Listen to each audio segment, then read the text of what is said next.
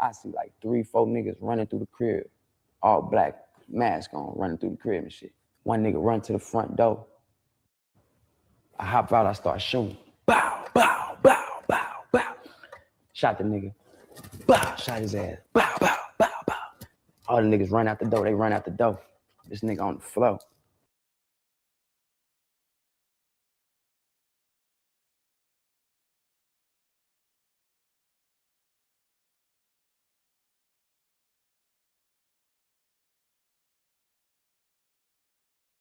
The paper trail. Let's go, go, go, go, go.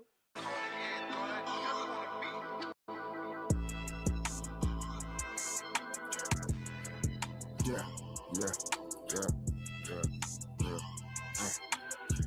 For the love of money, niggas come around. For the love of money, some stay around. For the love of money, what a nigga will do for the love of the money. Hey, I gotta shake it 12 at night to 5 in the morning. They don't give a fuck now. If it's for that money, niggas gon' bark and they bite like a motherfucking dog. Gotta party like a motherfucking dog. For that cat, I am gon' roof and I'm barking at that cat, and I am gon' take the roof off when I'm riding that ride. Whip leaning to the left, but I'm steady on the only right. I'm swerving with a purpose, A nigga been sipping on that purple. A nigga been cheaping on that purple. Cause I'm getting money, Cause I'm getting money. And I'm laughing all the way to the motherfucking bank. And I'm telling her, tell me later if she thinking what I'm thinking. Damn, to get money. I woke up.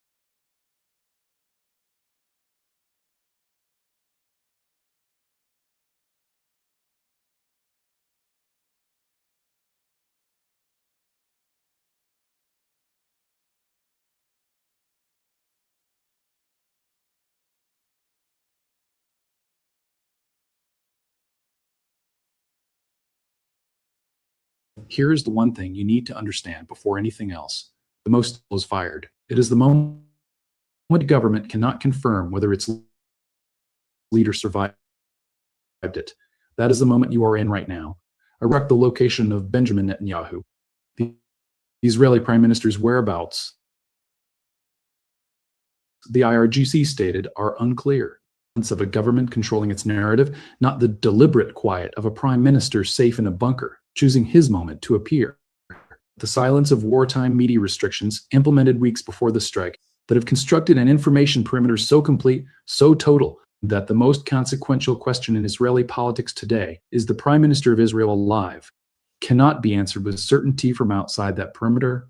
Let that land, in the middle of a war that has reshaped the energy markets of the entire planet, closed one of the most strategically critical waterways in human history, fractured the Atlantic Alliance that has been the structural backbone of Western security since 1949, pushed oil toward numbers that Goldman Sachs analysts will not put a ceiling on publicly, and cost American lives on foreign soil. The leader of the state, at the center of all of it, may or may not have been struck by Iranian missiles, and no one outside the Israeli government's information bubble can tell you with certainty which it is. That is where you are. That is what the next several minutes are about. Not speculation, not narrative. Precision, because precision is the only thing that matters when a situation is this consequential, this fluid, and this deliberately obscured by the parties with the most to gain from obscuring it. Let's start with what we know, and then let's talk about why what we don't know is more dangerous than what we do. The IRGC's statement was not vague, it was not hedged, it was not the kind of carefully worded communique that military and intelligence organizations issue when they are uncertain about the outcome of an operation. It was specific. Missiles, the statement said, struck Netanyahu's location. His fate, the IRGC said, was unclear. That word, unclear, is doing more strategic work in this conflict right now than any missile in Iran's arsenal. Because unclear is not the same as dead. It is not the same as alive. It is a word that occupies exactly the space Iran needs it to occupy. A word that creates maximum uncertainty, maximum allied anxiety, maximum diplomatic paralysis, without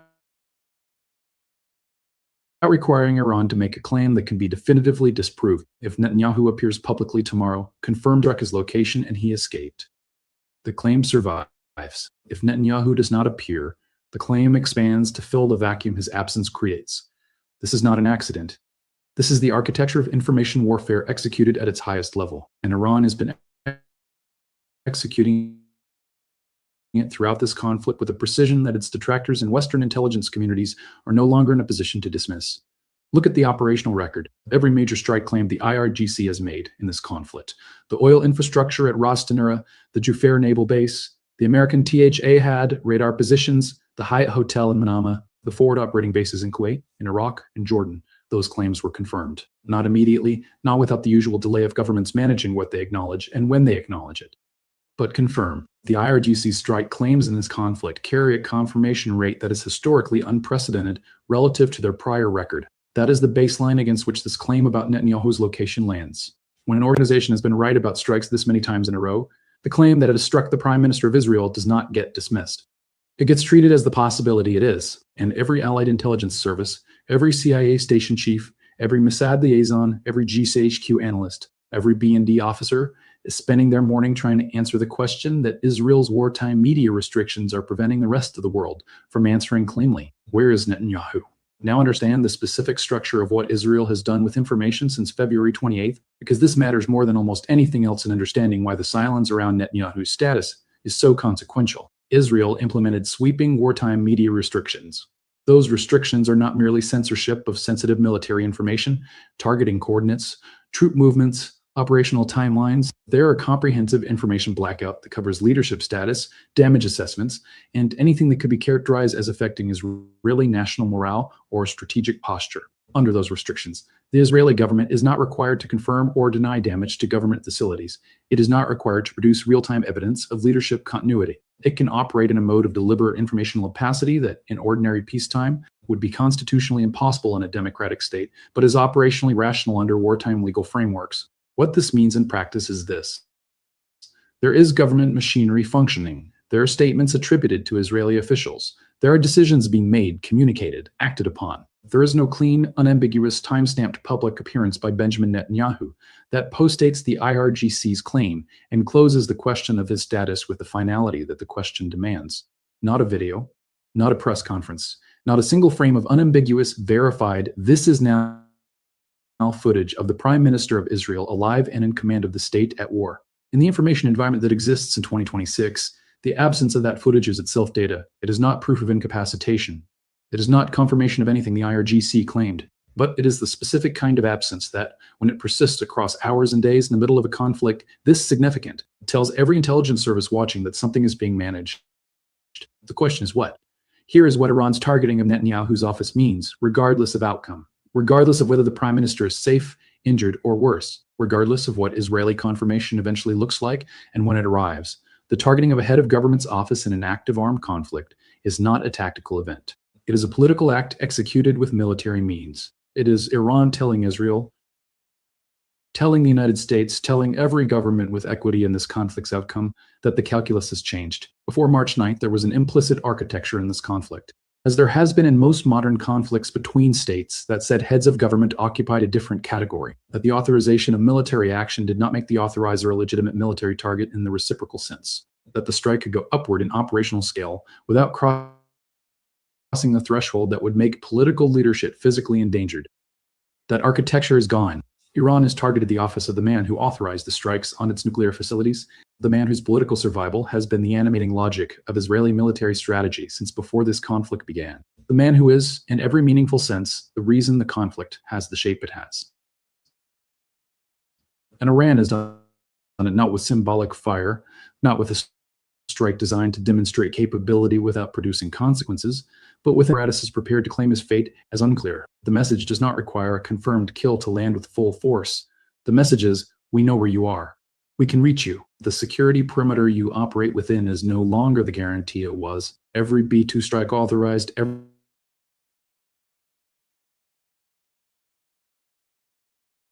refusal to accept in the first strike took off. That message is received in Jerusalem.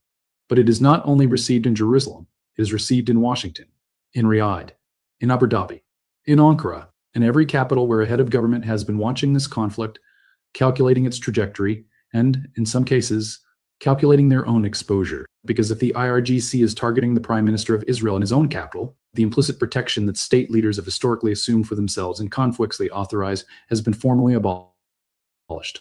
That is a strategic consequence that outlasts any individual outcome from March 9th. Now look at the fracture, because this is where the story gets larger. And this is the development that may ultimately be more consequential than the strike itself. Washington and Jerusalem are not aligned this morning. That statement, stated plainly, without diplomatic softening in its full weight, describes a condition that is more destabilizing to the architecture of this conflict than Iran's missile claims. Because Iran's missiles are a known threat, an adversary attacking an adversary is expected. An ally fracturing from an ally under wartime pressure is a scenario that changes the geometry of everything. Here's the fracture in its simplest form. The United States needs this war to end. Not wants it to end, needs it. The distinction matters. Oil above $130 a barrel is not merely an economic problem for an administration managing domestic energy prices. It is a political crisis. It is a foreign policy failure made visible at every gas station in every congressional district in America. It is a number that appears on television screens, on phone notifications, on the minds of every American voter who fills a tank and calculates what that number means for their own life. The Strait of Hormuz, closed to international shipping, means that the global supply chain for energy, the circulatory system of the industrial world, is running on strategic reserves and emergency rerouting that cannot be sustained indefinitely. The Gulf states, specifically Saudi Arabia and the UAE, are in discussions about sovereign wealth fund withdrawals of a scale $2 to $3 trillion per available reporting. That would represent a financial shock to Western capital markets that has no modern precedent. Goldman Sachs has issued projections with no ceiling. Without a ceiling, that is not economic analysis. That is an economist's way of saying it cannot model how bad it gets if the current trajectory continues. And then there are the Americans who are not coming home. 67 American service members killed in Kuwait. The Fifth Fleet struck in Bahrain. These are not abstractions. These are the specific, named, irreversible human costs that every administration that has ever committed American military power to a conflict eventually faces. Washington needs an exit, not a victory. Not the elimination of Iranian military capacity, not regime change, not the comprehensive degradation of IRGC capability, not the permanent settlement of the Iranian question. An exit, a path to a negotiated outcome that allows oil prices to come down, that allows the Strait of Hormuz to reopen, that allows the Gulf states to pause the sovereign wealth fund withdrawal discussions, that allows the American military posture in the region to return to something that resembles what it was before the first B-2 took off. Jerusalem has a different analysis. Israel's strategic theory of this conflict, the theory that has driven its operational planning, its lobbying of Washington for strike authorization, its resistance to every pause proposal, is that this moment is unrepeatable, that the American strikes on Iranian nuclear facilities opened a window of Iranian degradation, of air defense suppression, of American military presence in the theater, of operational conditions that do not exist in the ordinary state of the world and will not exist again once this conflict ends. And that window must be used, not for a partial outcome, not for a ceasefire that leaves the IRGC intact, that leaves Iranian ballistic missile production continuing, that leaves Iran with the residual capability to reconstitute its nuclear program in 18 months and its full strike capability in 36. Bang, bang. Yo, baby. Where in the 2 feet, 2 arms, and shoes is your ass at? Huh? Yo, baby. Yo, people out here looking for you. Now they said you was headed to America to get your ass from out of that dust out there you've been kicking up for the last goddamn 19,000 years. So you were trying to flee, huh? Huh? You're a fleer, huh? That's what immigrant do, huh? They start to flee from their country instead of fighting that shit out. Boy, where the fuck you at? Wanted dead or alive, huh? Yeah, huh? What's going on? So y'all saying top guy for a top guy? I'm very sure you motherfuckers got doubles. I'm very sure that you motherfucker done changed up your face. I'm very sure this face-off game is in full effect. Want it dead or alive? Huh? That's how you like it, huh? Anywho, where the fuck are you, huh? Marvelicious boxcar boy gang member? Huh? Huh? Y'all always trying to talk about we the gang, huh? And I see that y'all the motherfucking gang. Y'all the real gang. Huh? Y'all don't want us to be a gang. Now, when I say us, I'm talking about the aboriginals here. You don't want us to form gangs, huh? huh? Yeah, to fight you motherfuckers, huh?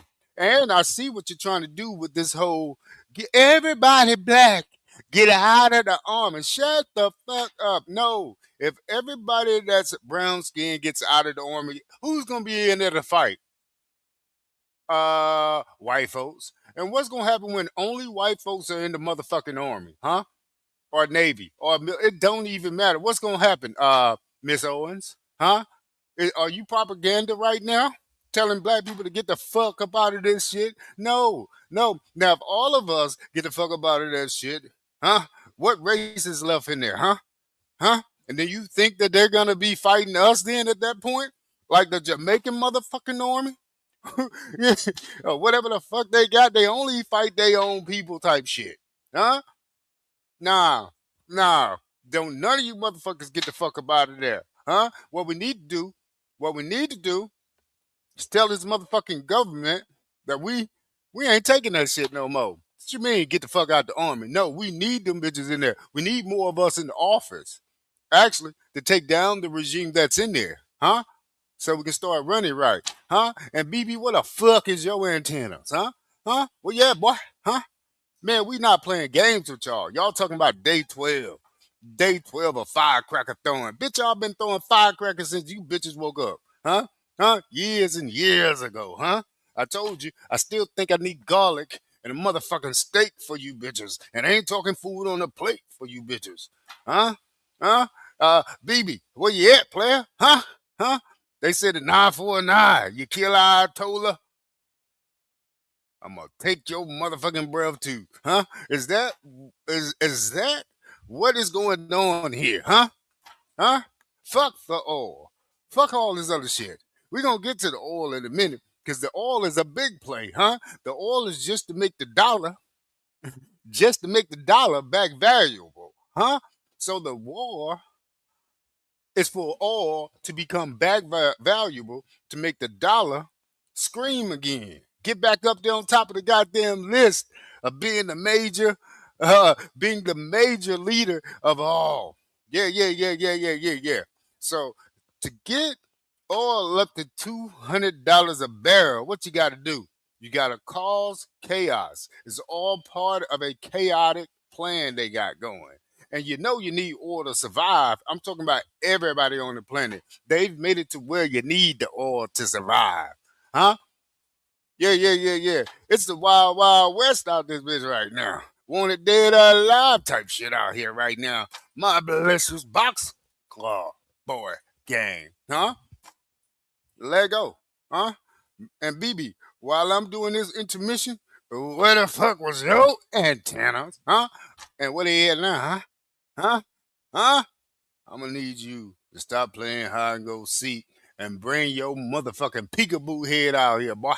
Huh? You and Yakub. Uh-huh. I ain't gonna even say it. Yeah. Anywho, somebody's looking for you. P.S. It ain't me looking for you. P.S. I can gaze not one fuck about your fat ass face ass boy.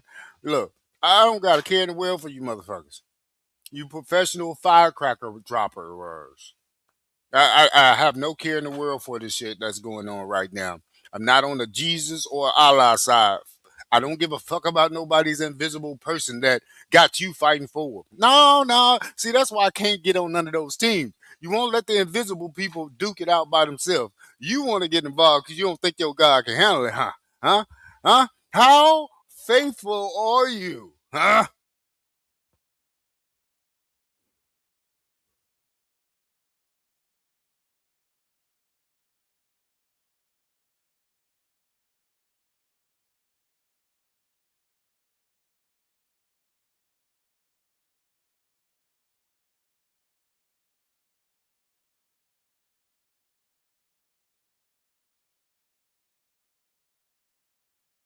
What if one missile could shake not just a city, but the entire global power structure? Curious. Imagine up to headlines suggesting that a missile strike may have reached the man leading Israel's government. Iranian reports suddenly ignited speculation across the world, asking a shocking question. Did a missile actually hit Benjamin Netanyahu? And if not, why is this rumor spreading so fast? In moments of conflict, information becomes as powerful as weapons. A single claim appearing in regional media can travel across continents within minutes, transforming uncertainty into global debate. Iranian sources hinted that a missile barrage may have struck near the location of Israel's prime minister, while Israeli officials remained silent, and that silence created something far more explosive than the missile itself: speculation. Pause.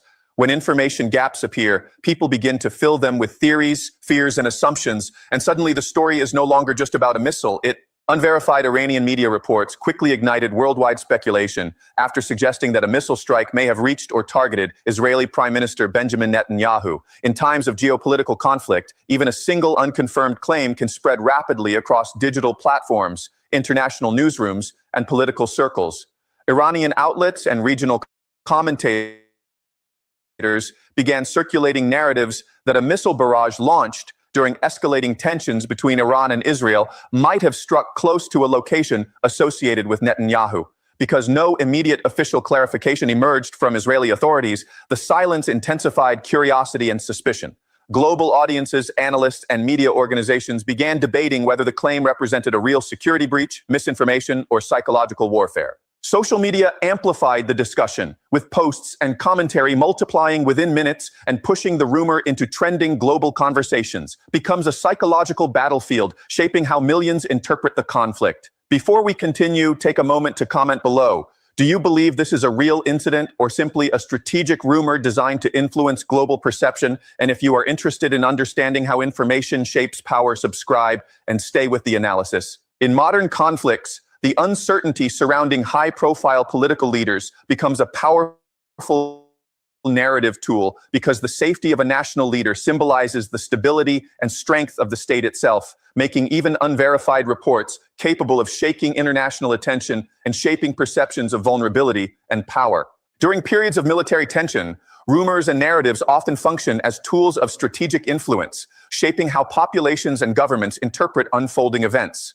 When reports emerge from media outlets or unofficial sources, they may serve purposes beyond simple information sharing.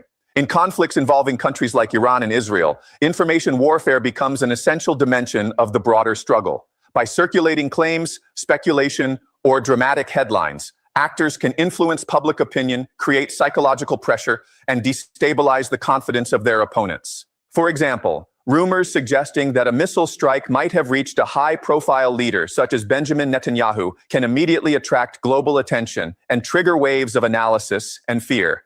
Even without confirmation, such stories push audiences to question security systems, leadership safety, and military preparedness. The objective is not always to prove the claim, but to plant doubt and shape perception. Psychological operations work precisely because uncertainty spreads faster than verification, allowing narratives to travel across social media and international news channels. Yo, baby, you and them baby kids of yours. Somebody looking for your ass, bruh. You got this Asian man. Well, I'm gonna be honest with you. Europe, Russia, and Asia is all just one continent. It's called Asia. Ain't no such thing as Russia. Ain't no such thing as Europe. They all are Asians. They're Asians. Don't let these people fool you. That's why I don't know who's on whose team right now. It look like they all on the same team to take down all the Aboriginals. Not unless you motherfuckers start speaking up to let us know that's not what's going on. We know you biracial jokers and the ones that are in biracial relationships. You guys don't count in this matter, huh? You guys don't count. You either on our side or you're not if you're biracial or in a biracial relationship. Yeah, you know what? That's actually good because that means you are leaning more so toward our side because you wouldn't be with an Aboriginal or dark-skinned American, which is the Black American, or what y'all want to call them also, African American, which we're not that. We are the Aboriginals, the ones that were here prior to y'all ass getting here. Let's just be frank. There wasn't no Asians here already talking about, yeah, we the first American. That shit is part of this Yakubian story, straight from the hands of these Epsteiners, huh? These Weinsteiners, these bankers. The motherfuckers made up that story. It was no motherfucking Siberians here, ever. until like the 1800s. We have always been here. They have taken over our shit through a coup d'etat. We're not playing these games no more. And again, Mr. BB, huh? This man is looking for you. He said you ain't been on TV in a while, huh? Huh? Where the fuck is you, huh? Everybody's looking for you. Your Asian buddy is looking for you. And this Asian guy said, you guys gonna lose, huh? You gonna let a nigga talk shit about you? Bring your face to the front and center with your thumb head, your head shaped like a thumb with a little hair around the side of it. Yeah. Come out of hiding, bitch. Yeah. I don't give a fuck about these people. What? We paying for you motherfuckers to drop these firecrackers over there. What has Israel done for us? Have you sent money back to us to pay us back for all that shit? Huh? Hell the fuck no, man. Fuck you. Middle finger to the motherfuckers who I'm talking to. I'm not even playing. I'm not even playing a game with these people. Yeah. And show your goddamn face, huh?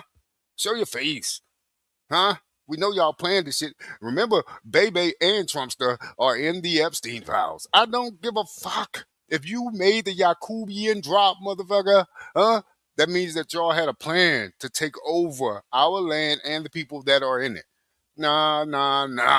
Bitch, I'm shooting from behind the 3-point line on your ass. Boy, I ain't missing. But you are. You're missing in action. You MIA, bitch, and we ain't talking Miami.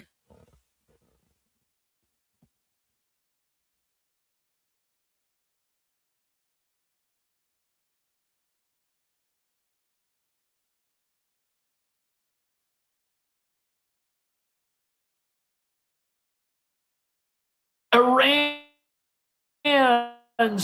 new supreme leader has emerged, but things aren't going that well for him. Because Iran leader issuing his, his first public statement, it was a written message that was read by an Iranian state TV news anchor.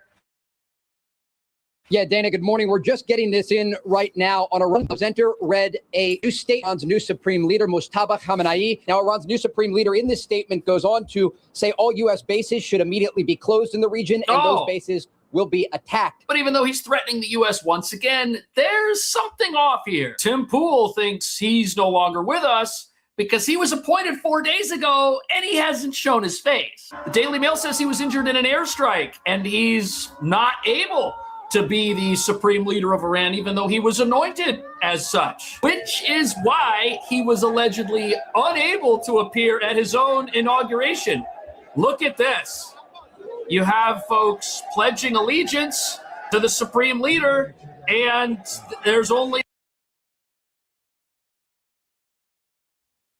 Wait the fuck a minute.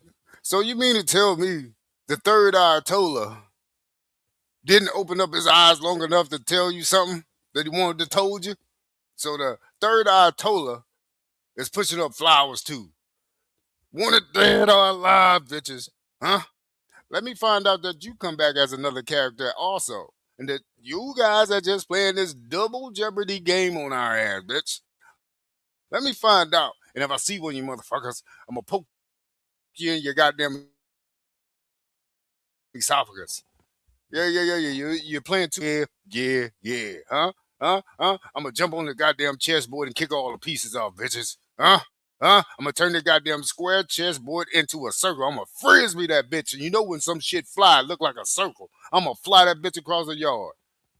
Yeah. No more chess for you, bitches. Yeah. Okay. So, okay. No BB in action and no third Ayatollah. You can't make this shit up, huh?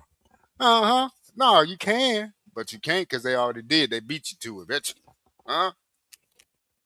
So that's what's going on, huh? You want to say that all the leaders been popped, huh? Popped like a soda can. Fizz popping out, huh? Yeah. You shook it, huh? You shook it before you open it, you fucking dummy, huh? What is going on? So we got BB missing. We got 3 Ayatollahs gone, huh? Now, I don't know if they're going to come back with a new face, huh? Or if they need garlic and a steak. And we ain't talking food on the plate for these cats. Yeah. We don't know what's going on, but right now, Third Ayatollah had a cardboard box of himself, a cardboard box cut out, a picture of himself at the meeting he's supposed to be speaking at. He said, "Bitches ain't coming. I think they got me. I think they got me. I'm down. I'm down. Dollar. And what about your antennas?" Face ass boy.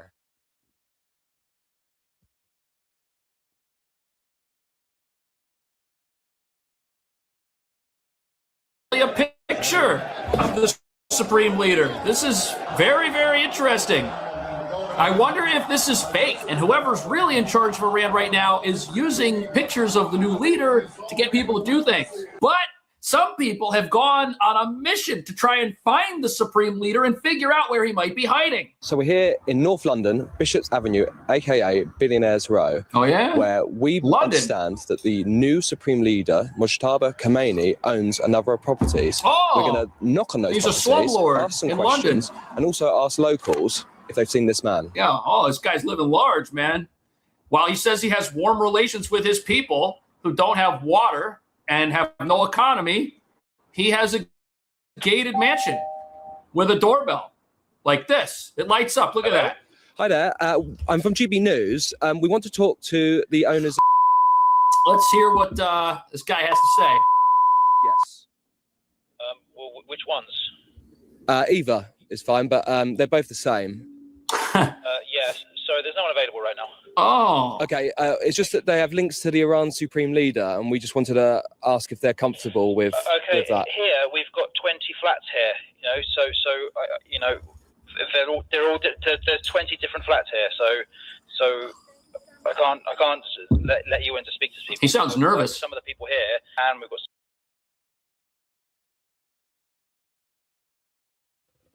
Your boy said, "Man, who is this at my goddamn front door?"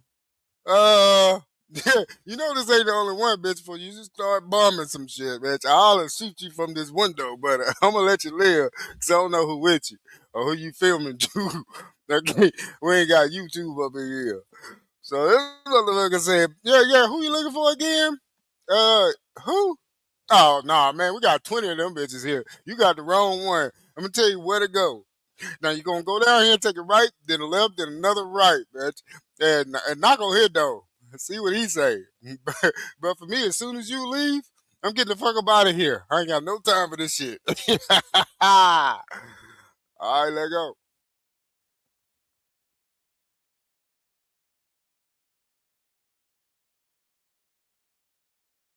Some people here from Germany. Sure. We've got Oh, the security's coming. Sure. Thank you. The Okay, regime thank you. security. Haven't seen this guy before. Not personally. Not up close. He owns a few properties around here. We know. We live not far from here. What do you think about him owning these properties? Do you think that Where did It's he a get the money? disgrace. do you think the government should seize them and sell them off? I think his money should all go to the people. Right. Do you know this man? We'd like to talk to the Supreme Leader of Iran. This is Why don't we great. Give them a call. Call him up. Give the security. He's got the wilderness estate Yeah, over cool. here.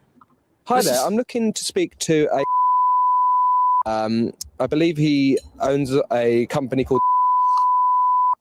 And he's actually just on the phone at the moment. Oh, we might get someone. To give you a call. Yes, please. That'd be great. So we've tried the next property. Doesn't seem like anyone's at home. It's a number of houses here. This is All of them wild. seem to be emptied. All this money for these mansions, where did it come from? It came from the people that have been protesting the despots running this place, while they're now being ruled by someone who nobody's able to locate. Like bad way. People haven't lived here for years, clearly. Well, it's an investment so onto the property. next property, incredibly derelict. You can just see through Falling there. apart. There's a greenhouse where a lot of the windows are smashed through. Oh, yeah? And it's clear that no one's lived here for years. Well, but he owns it. There's only one, but But it's not even connected, so... this is weird. Have you seen this guy recently? Not around here, I haven't. No. No, definitely not. He owns a few Oh, I've been told properties. that, yeah. So Iran, your ass been hiding out there in London, huh? So you mean to tell me the people that are in London ain't really from Europe? I told you that whole place was Asia, huh? Mm-hmm. So we no longer calling these places like Europe or Russia or Asia. No, all you bitches are Asians. Stop playing with me. Yeah. Put that little bitty ass violin away. Hey, throw it in the trash. Yeah. Stop playing games with us. What the fuck you doing out there with all that real estate in London? Huh? Huh? I told you these mofos backstage of this stage play slapping fives and shit. Man, they really think that I'm gone, man. I'm gonna come out in about 15 days and let them see my face. They're gonna be like, "Where you been?" I'll be like, "Fried chicken wings with the side of rice." What his ass gonna say, face ass boy?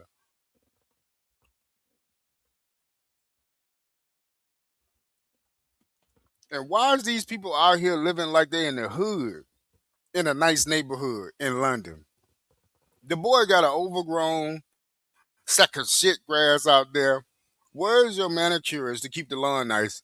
Then you got the dog eating out an old pot and a bucket. Hopefully that's a dog and not one of your goddamn chillins. We don't know what the you guys are doing out here. All I know is you're all the same. You're all Asians over there. I don't give a what you talking about. You're all Asians, include the ones you calling white people, including the ones you calling whatever the saying. It don't even matter. They all Asians over there. They can change up and look like somebody else. I promise you. Now you got some real Asians, and then you got them Asians. I'm talking about not the slanted eyes. I'm talking about the fucking what you call these people, the Slavic people. Now these Slavs have been mixing with the other Asians, the slanted eyes, and you can get a whole nother different breed out of those. That's what's going on overseas in Afro Eurasia. If anything, I'll call it Afro Eurasia because ain't no such thing as Europe or Russia. It's Asia. It's pretty much Africa and Asia over there, bitches. Stop playing with me. None of these games do I have time for.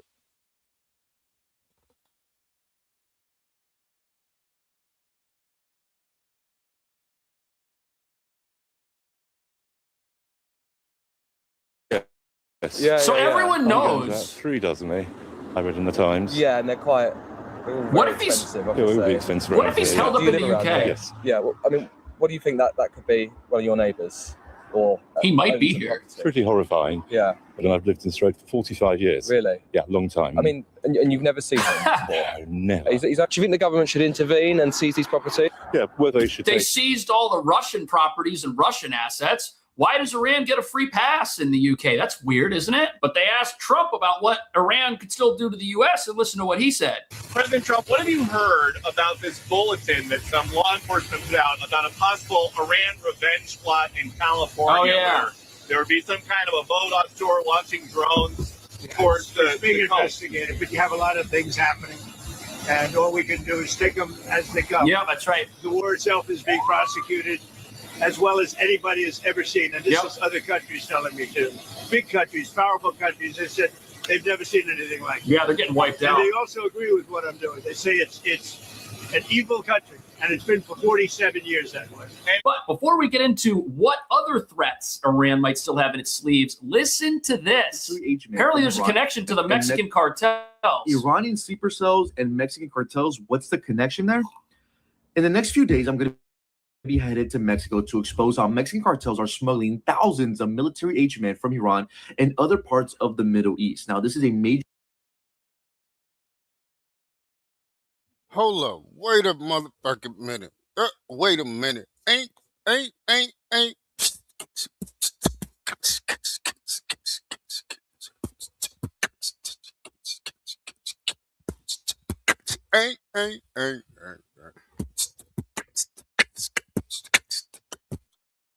Now, ain't it kind of funny?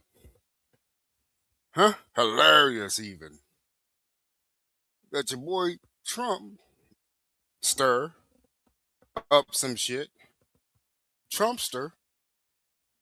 That your boy Trumpster and your boy B Putin, Dracula face, baby Drac face, don't these guys got a history? They're friends still. Uh, Now, you know how you can go through hazing in the fraternity. Yeah, they went through that shit together. They were probably Sam brothers. Who the fuck knows? You know, I know baby Drac face be Putin. Yeah, that's who I'm talking about. Yeah, yeah. You know he about 5 feet nothing. You know, look, okay, so let's go here. Let's go here now. It is said in the Yakubian drop that your boy B Putin got some Trumpster pictures of him blowing Bubba. Now, Bubba is supposed to be Mr.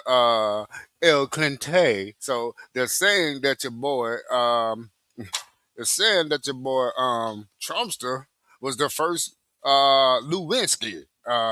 Look, I ain't making this shit up. Your boy Yakub said this in the file, and I'm gonna have to take his word for it. Now, I'm gonna tell you right now. It looked like the IBF. You know who I'm talking about, the alphabet boys. I just said it backwards. Yeah, yeah, yeah, yeah, yeah. Little alphabet boy click. I mean, look, Patel Cashy can't blink. He's just a face card to make sure that everybody stays back. No real FBI agent would ever act like that didn't have ties to the criminal world. I'm just being honest with you. If you were a good guy living a moral standard type life, you know what I mean? You don't do nobody no harm. You know what I'm saying? You expect the same in return. That's what I would like to see in an FBI position who's over catching criminals, you know, and making sure that things are done the right way. But that's probably few from that's probably nobody probably exists like that. You know what I'm saying? In that type of field these days, to be the head of FBI, the head of FBI, he's pretty much the head of FBI, and he's making some 15-year-older type of moves right now. Like him and I can't believe I'm blind. You know, I can't believe this shit. You know what I'm saying? I can't believe that you would put these people in such a high pedestal, and not only do they look like adolescents, like you put them on your team, so that makes you kind of look like you are in a fashion of taking over some shit.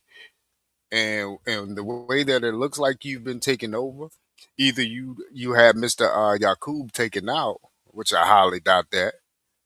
I highly doubt that.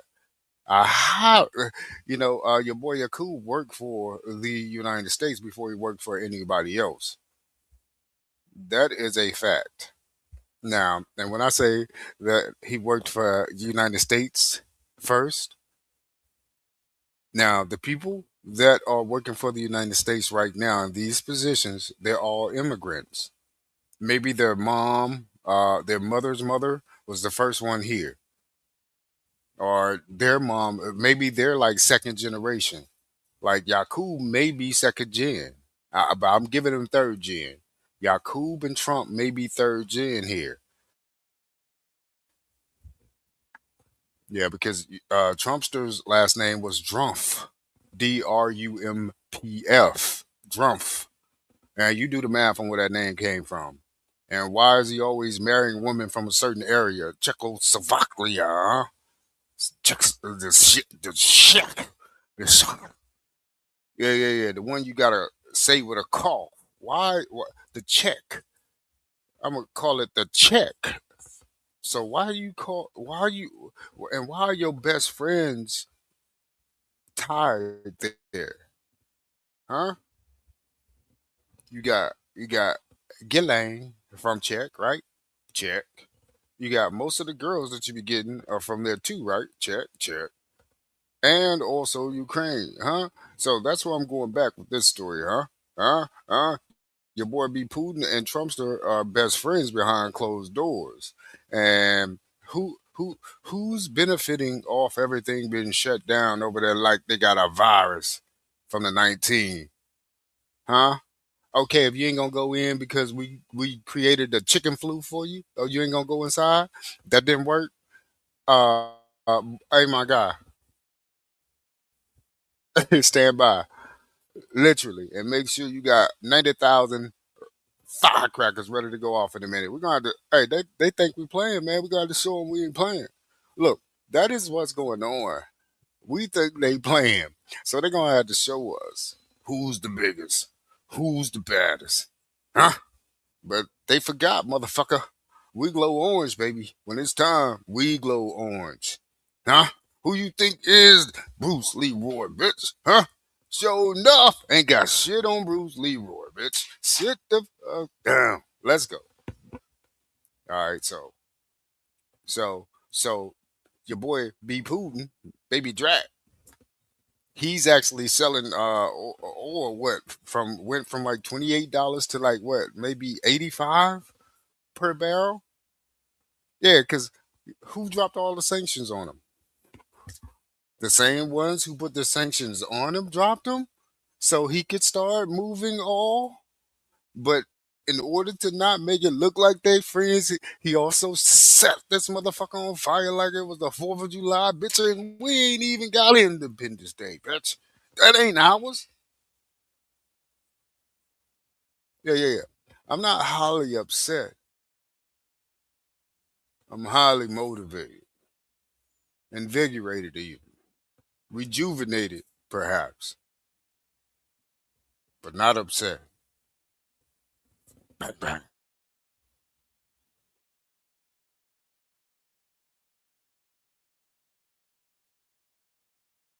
Weird. National security story because these men have ties to terror groups, and these men are already here on American soil. Now, from corporate media reporting, you might have heard of Iranian sleeper cells, how they are being activated. Now, the FBI issuing a new warning that Iranian drones could potentially strike the West Coast. But corporate media is missing the bigger story.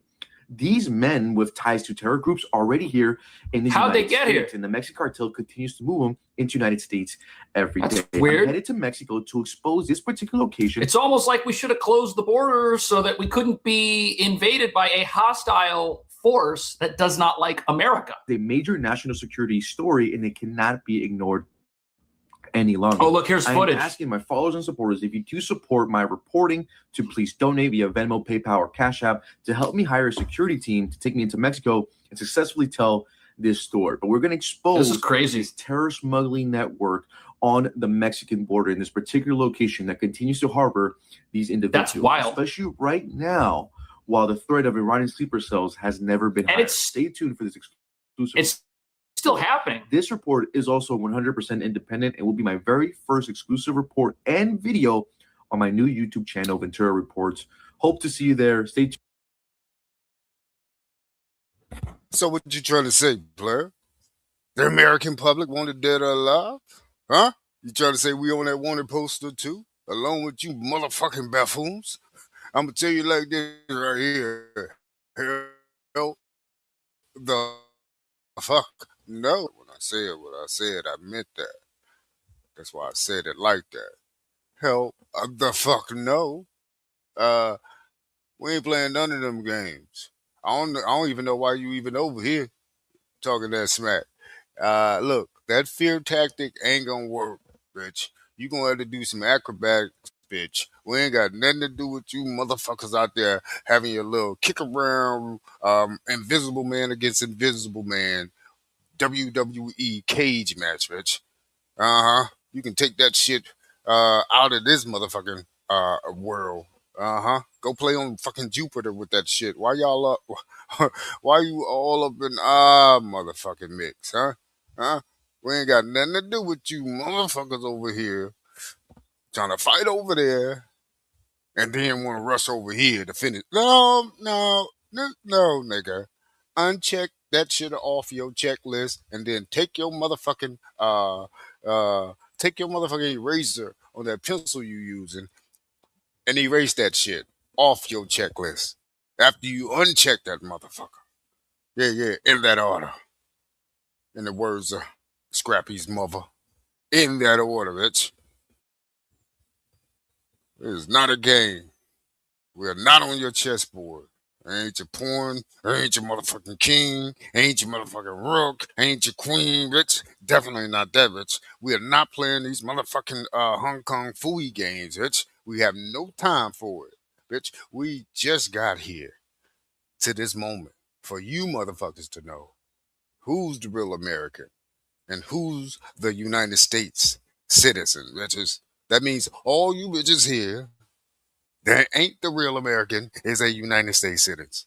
Now you motherfuckers go kick that goddamn football that y'all call soccer that you call football, the fuck over there, huh? Yeah. We is not.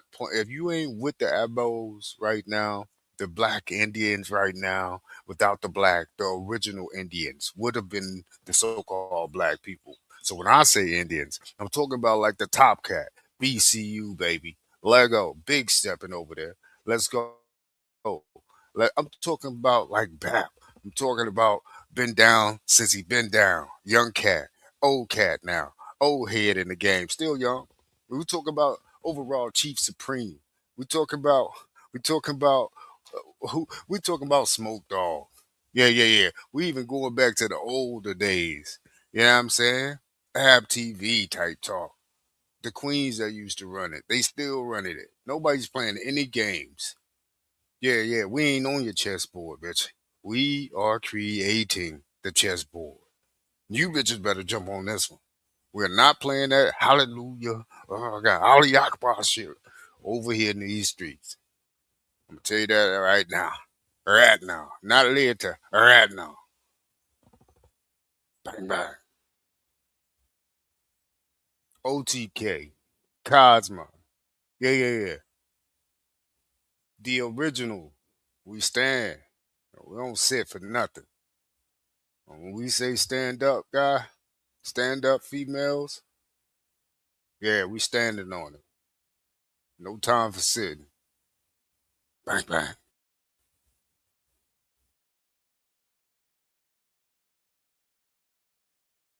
Tuned for the story. Dude, that's terrible, man. If that's real and this is happening, people should be dealing with it. If they try to hit us back, have you been briefed about how many Iran sleeper cells there could be inside the Trump U.S. knows. right now? I have been, and a lot of people came in through Biden with the stupid open border. Yeah, for So sure, we know man. where most of them are.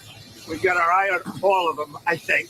Is it dozens? They came in through the open border policies of Sleepy Joe Biden. Yep. One of the worst president in the history of our country. And we've got our eyes on all of them. But the war itself is being prosecuted at a level that nobody's seen before. The one thing that Americans should take comfort in is that since the war is progressing quickly and decisively, if you're part of some Iranian military force that's going to do something in America, your leaders aren't around to tell you what to do. It's pretty amazing to watch. Can you give us a timeline on when you're planning to tap the Strategic Petroleum Reserve, a timeline of when that could happen? Oh, yeah, We're the doing it very Strategic quickly, Reserve. And then we'll fill it up. We'll fill up our reserves. You know, if you remember, I filled them up.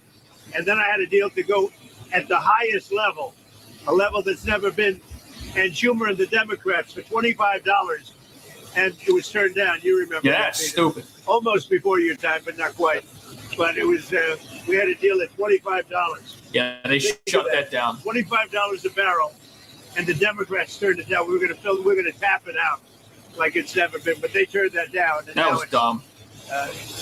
And now gas in California is like $10 a Are you gallon. considering having the U.S. Treasury Department buy oil futures as a means to keep the oil prices down or bring the Well, oil we're going to be prices in down? very good shape. You see what's happening.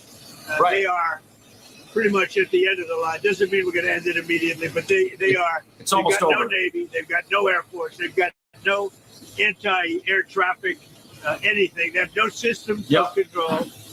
We're just riding free range over that country. Yep. And now we're going to look very strongly at the Straits. The Straits are in great shape. We've knocked out all of their boats. Right. So Iran's supreme leader, for his cardboard cutout to come out and say that they're going to close the strait, they're going to shut down the world economy. With what? They have no Navy. They have no boats. There's nothing that they can use to shut this down. They could launch some missiles from the shore, I guess, at targets that are out at sea, but then they expose themselves, and then those are going to get wiped out. So it's hard to see what threat they actually pose. And many people have put forth the idea that, look, these guys are never going to surrender. They're never going to obey this unconditional surrender order. We're going to know when they have capitulated and surrendered because they will not be able to project force. They have some missiles, but not very many. Some of the news, most people say it's already been won. Yeah. It's just a question of when. Right. When do we stop? Yeah. We don't want to let it regrow. Right. And ideally, would like to see somebody in there that knows what they're doing. In other words,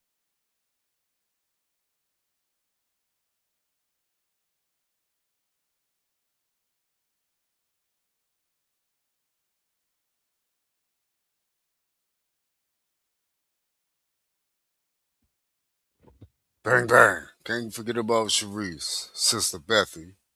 Yeah. And Dulcie. Yeah. Big put down, big knowledge. Yeah. All over town right now. Yeah. Janice. Yeah. Big names, big people that know big things. Yeah. This is not a game anymore. Since they out here wanting to pop firecrackers. Yeah. We've been on the edge with their ass for a minute. They're here. It is not a game right now. We don't give a fuck how many firecrackers you play with everybody else. Real shit is still going on, and that real shit is the whole history behind all of this new future shit going on. Again, like I said, all you leaders could be slapping fire behind closed doors. Yeah. On one of these motherfucking islands we don't know about. You guys control the air traffic, the flow of land traffic. Yeah. If you want to hide something, you can. Yeah. Only a few is in the know. And I'm talking about a few is in the know. If you have the Air Force guarding the air, you guys sign treaties in a distant land where nobody could just go to. Yeah. So you're doing very, very, very visual things. Not even strange. Not even behind the back. You're doing it in our face, and then you come up with this elaborate story of we're doing this because of history. But then when you find out that you motherfuckers faked history, all that shit, ain't no such thing as no fucking 1,500-year-old fine, bitch. You ain't. Come on, man. What you find 1,500 years old, and you tested it with what, knuckle? All that fake. All those fake humanoid bones you said you found, but you placed them bones together, or you made the shit up. Man, we is not playing with all this fake history being led on top of this stupid future that you guys have pre-laid out. Well thought out, well pondered over. Elaborate story. We ain't going for it. Bitch, I'm about to kick that book out your motherfucking hand. Don't read that shit. Some things you don't need to read anymore. I'm gonna tell you that right now. Some things you just don't need to read anymore. Don't get too infatuated with this beautiful lie.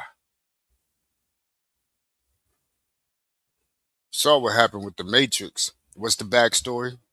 Then those people thought the pills was helping you become more of who you want to become. God damn it. Not in the sense of sci-fi. It's in real life. They wanted to become women. This is not a game, bitch. Wake the fuck up. Wake the fuck up. Somebody give me the powder.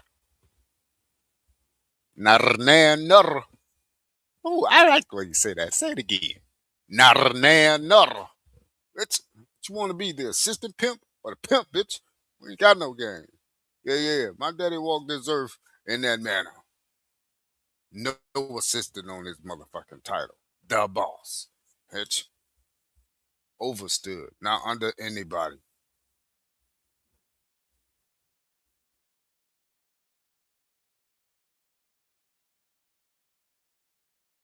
where you can build a country. Yeah. Now, one other thing, we can hit sections of Tehran and other places that if you do it, it'll be almost impossible for them to rebuild their country. And we don't want that. Right. So they don't want to wipe out Iran's oil infrastructure. They don't want to wipe out things the people of this country could use to quickly rebuild themselves and get themselves back on the world economy in a meaningful way, selling their natural resources to countries who were propping up the regime and now no longer will be able to do that for fair, unsanctioned prices, by the way.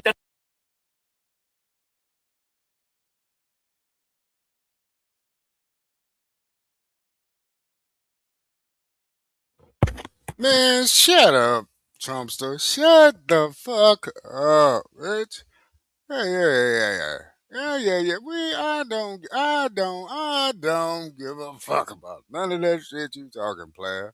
Uh, uh, uh. You over there kicking up dust for these fools, huh? That's what you doing. What's going on here? Huh? Huh? Huh? I know you like second or third gym, but what's going on here? Huh? That's how I know you ain't for the real people that are here, bitch. Huh? Huh? What the fuck are you talking about, man? And where your boy Baby at, huh? And where your boy Baby at, huh? Huh? And why you lie, huh? Why lie? And I ain't talking magic, bitch. I ain't say why lie, bitch. Don't ask me another question like what I said, bitch. I said, and why you lie, huh?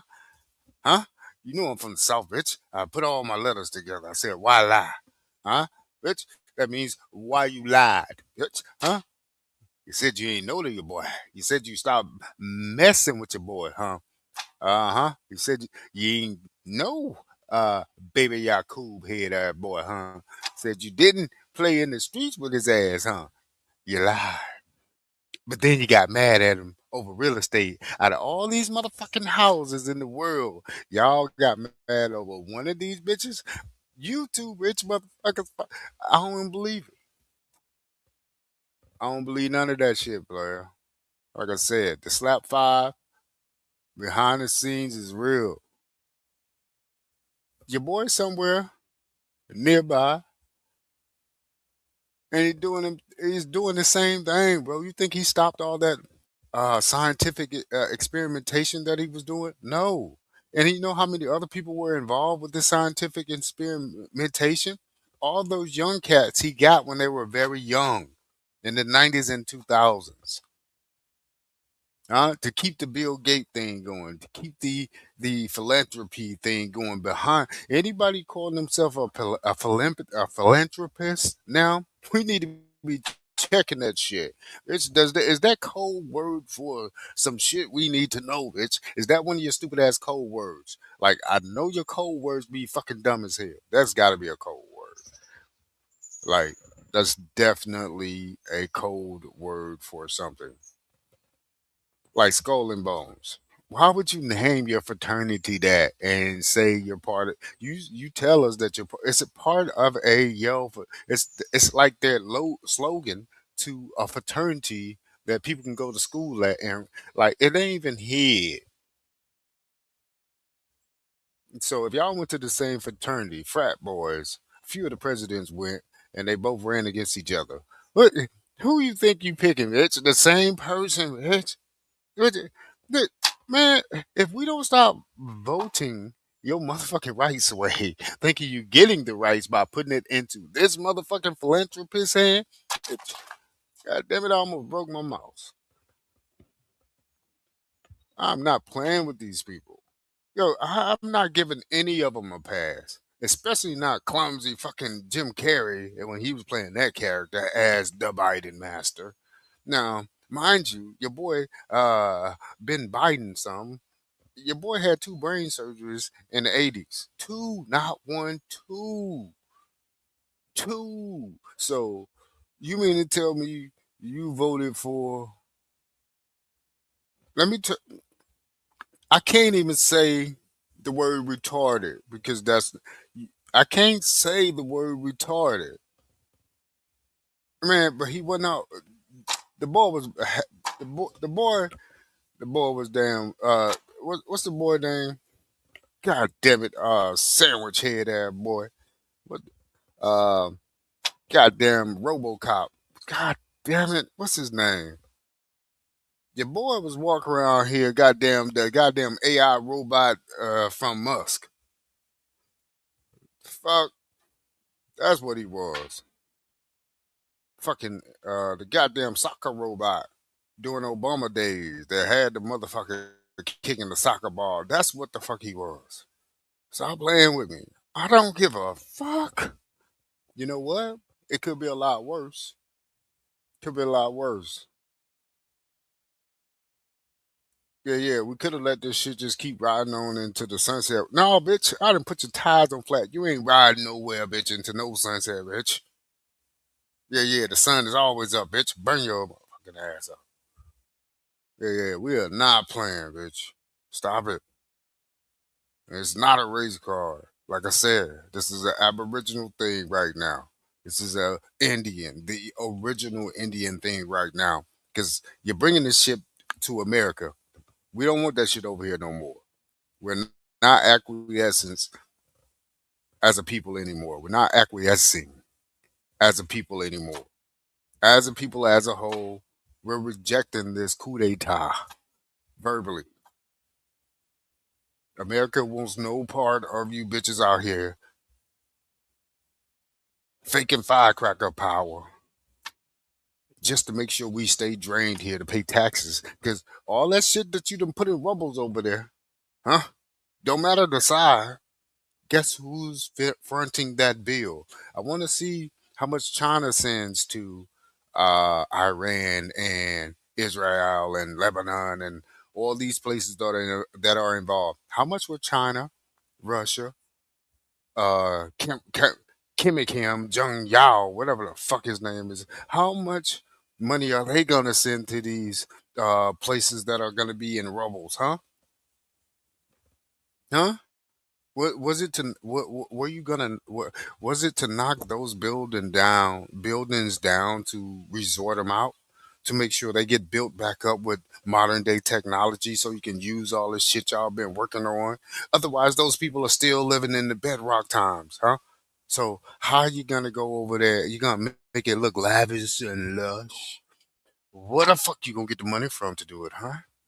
Because you're still over there dropping firecrackers on each other, huh? Now you got to replenish that, which means that, hey, people have jobs to build a fucking bullet. Okay, yeah, you got a job now, but you're building a motherfucking bullet, bitch. You ain't pulled the trigger, but you built the motherfucking bullet, huh? So either way it goes, you ain't trapped, bitch. You ain't trapped, bitch. I'm just leave it at that. Is you or ain't you, bitch? Want it, dead or alive? Huh? They say everybody on the wanted poster. How you got the whole world on the wanted poster? Bitch, we ain't taking that shit.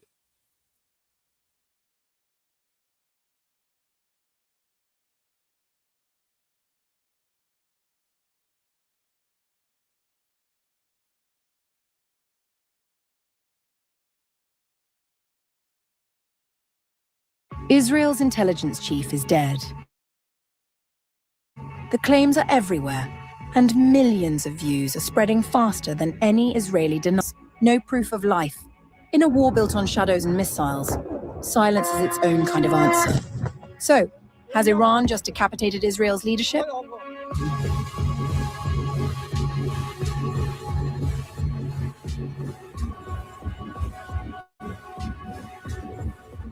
As the Iran-Israel conflict intensifies, a wave of viral posts has triggered widespread speculation online.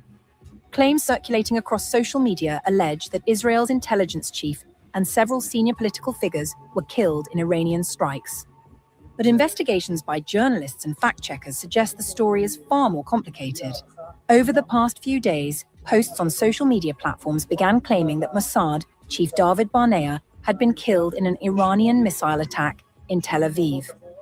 The same posts also alleged that Israel's National Security Minister Itamar Ben-Gvir and Israeli Prime Minister Benjamin Netanyahu's brother, Ido Netanyahu, were targeted in the same incident. The claims spread rapidly across platforms, attracting millions of views and fueling speculation about possible high-level casualties inside Israel. Some posts even claimed that Barnea's body had been unrecognizable after the alleged strike. However, no Israeli authority has confirmed such an attack or the deaths of any of the individuals named in the posts. Multiple fact-check investigations have since examined the viral claims and found no evidence supporting them.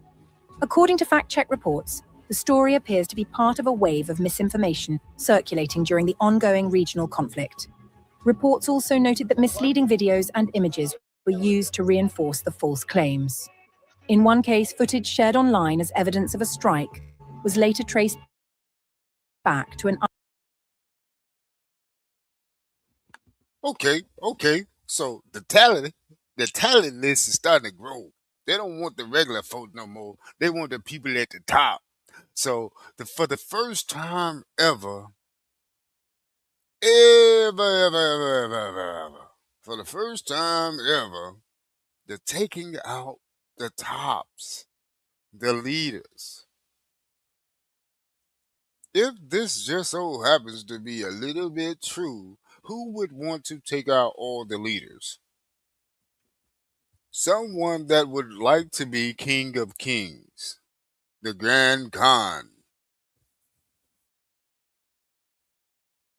I mean, that's what a mob boss would do. They would take out the rest of the mob that they don't want to work with, since their mob is big enough now to take out all the other mobs. And now his or her one mob could now go out and flourish the world and take over the world, instead of having multiple mob families take over the world. You got this one mob family that's taking over the world. I mean, now you're saying that more of the top. You telling me the top of the top?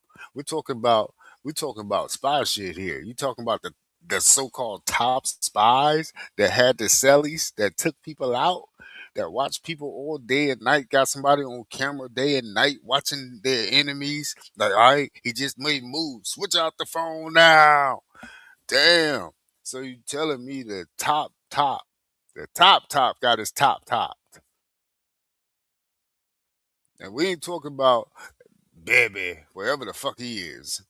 Yeah. So you got Iran, yeah. Told you, check it out, bitch. All y'all bitches want to dead alive.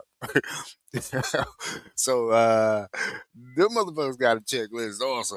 As long as the aboriginals. Yeah. We don't even feel like it. Yeah. We ain't been fighting all our life. We've been maintaining our balanced energy. We ain't on nobody's side. Y'all two motherfuckers are the ones fighting over this invisible creator who's got the most powerfulest one. Look, as long as y'all stay over there with that motherfucking story and how you wanna fight, if the fight is real, hey, that's y'all. I'll tell you right now, we ain't chill and laid back too much now. Goddamn it. I'm gonna tell you right now. So don't get that laid backness too twisted, like we just be fighting each other over here and taking each other out, Rich. Yeah. If the time came, time will come. Yeah. Just know when it's time to play ball.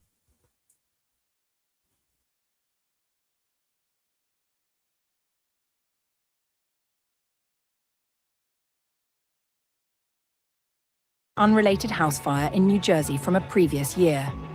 The misinformation campaign focused on several high-profile Israeli figures. David Barnea currently serves as the head of Mossad, Israel's intelligence agency. His role places him at the center of Israel's covert operations, particularly those targeting Iranian nuclear and military infrastructure. Itamar Ben-Gvir, meanwhile, is Israel's national security minister and a prominent figure in the country's right-wing government. Ido Netanyahu is a physician and writer who is also known as the brother of Israeli Prime Minister Benjamin Netanyahu.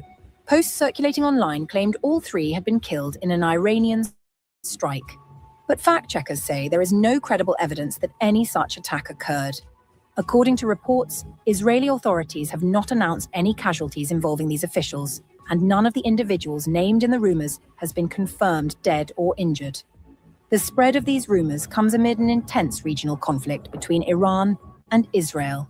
Since February 28th, the confrontation has escalated dramatically after US and Israeli strikes killed Iran's Supreme Leader Ali Khamenei in Tehran. Iran has responded with missile and drone attacks targeting Israeli cities, including areas around Tel Aviv. In one attack near the city, Iranian cluster missile submunitions killed 2 workers and injured others. In such a volatile environment, analysts say misinformation often spreads quickly. Social media posts combining real events with unverified claims can easily create the impression of dramatic developments that never actually occurred.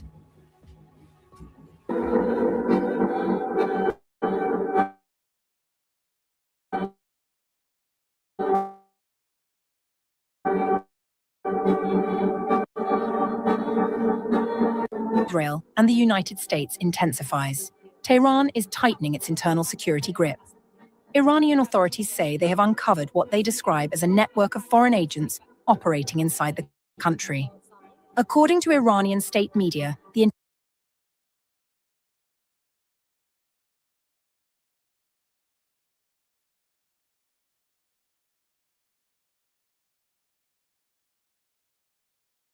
Folks, everybody's been trying to get to the bottom of the Epstein files, and a big thing that's really pissed a lot of people. Can't see what's going on in a lot of them. Not trying to say that you want to see any of the creepy stuff, but there's names that have been redacted that maybe shouldn't have been named. There's things that are just so blatantly covered up that you can't even get any context for what's going on in these files. But did you know that somebody actually out there has their hands on the fully unredacted Epstein files? There was actually a hacker in 2023 who managed to get their hands on the entirety of the Epstein files, and it's pretty unknown whether or not, some files might have gotten deleted, some files might have gotten downloaded. It is a crazy story that I'm going to tell you about today, but I am telling you, people, eventually the unredacted complete Epstein files will eventually leak. They are in hands of people out there, and I think we will eventually get to see absolutely everything that's going on in these files, just like this crazy hacker did in 2023. And the fact that the FBI can have their servers hacked in a way where people can... So you mean to tell me our great and fearless FBI has been hacked? But ain't Peter Peter? Ain't Peter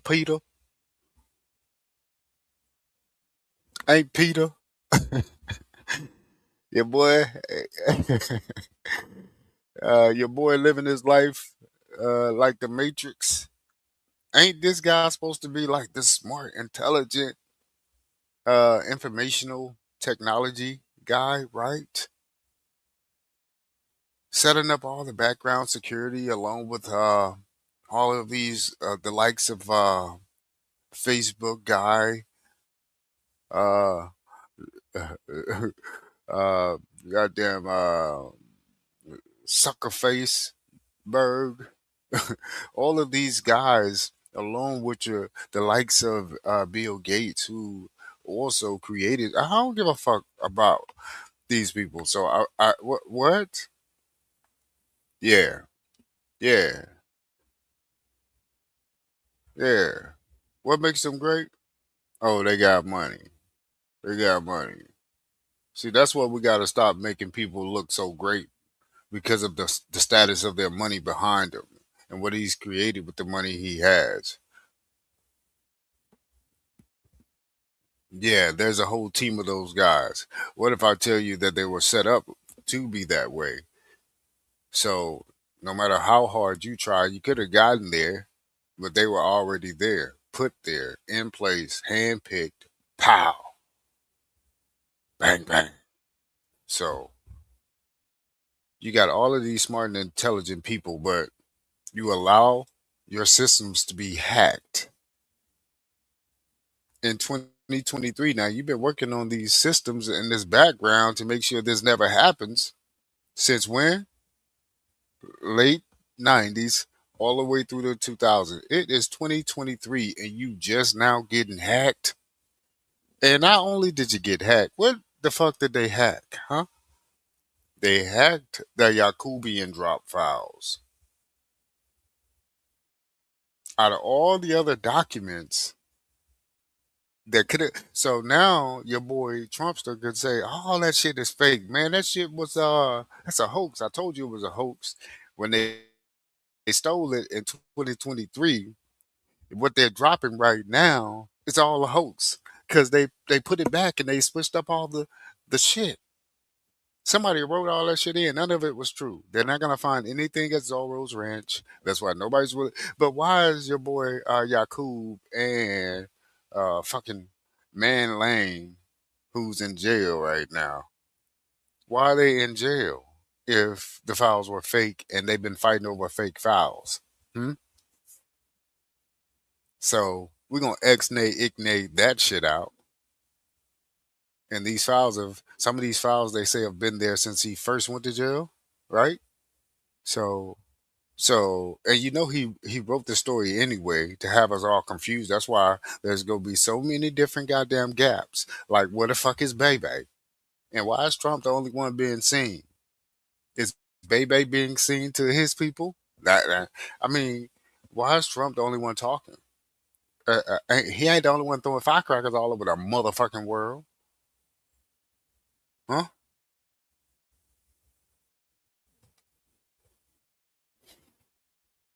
Why is he the only one on TV with his purple tie having ass at midnight? Yeah, bitch. I don't know what's green screen or not. The Washington could be green screen and shit too.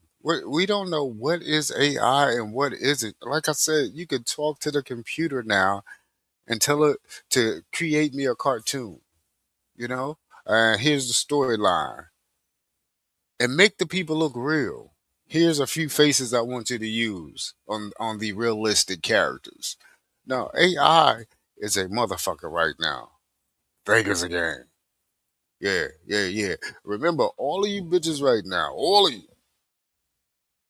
on that motherfucking wanted poster, dead or alive. Why are they trying to put fear in the American people? You know we're gonna bypass that shit and say, hey, we got some ships maybe off the coast of Cali. Gonna do Cali in. Why are y'all trying to get them people out there in Cali? Yeah, I mean, if anything happens, it's probably you motherfuckers. It's probably the motherfuckers that are here already that are in these political settings. If anything, well, I'm because y'all let them over here, so you know who came over here, whether illegal or not, bitch. We ain't playing these games. And how did the Iranian ship get way over here if they just got it out here? Somebody could be unmarked, bitch. So you ain't watching the coastline, but you got 92,000 goddamn cameras on one block. I got problems. I got problems. But guess what? I also got solutions to those same problems. Not one gang. Bang bang.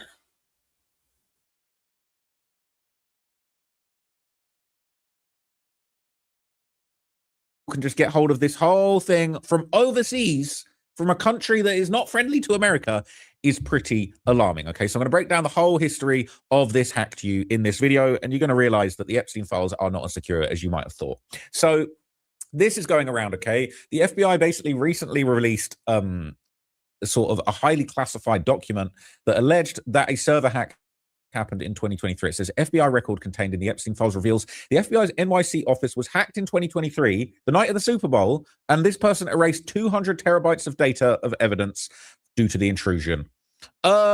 Excuse me? You're telling me Epstein ends up offing himself despite all of the protections on him, and now people are getting in the files and deleting 100 terabytes. Oh, they're just gone. Are you joking? This is clearly a joke. It has to be. It is ridiculous, right? This says, to ensure that a download file is legitimate, we wanted to share what we had with the RAs. 500 terabytes of data was gone as a result of the intrusion. I was able to recover 400 terabytes of that data. However, I was told to Google how to recover the data. No one else tried to help us. This is the FBI.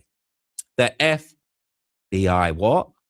Around 3:30 p.m. or so, we located the log files and began combing through. That's when we noticed strange IP activity that took place yesterday from 2 IP addresses. The actively included combing through certain files pertaining to the Epstein investigation. I reached out to one of the case agents to see if they were in the office yesterday, thinking maybe they inadvertently changed a setting on the NAS or if they noticed anything strange about that. Around 4:30 p.m., we dove into the IPs and checked all of our computers to see which had the IPs in question. One computer, our Discovery computer, matched one of them, and it is located in a room next to the lab. The other IP we don't recognize, but it's the same address as our IPA on our network, leading us to believe that it was a computer that accessed our network somehow. Just a computer that accessed the FBI's network somehow.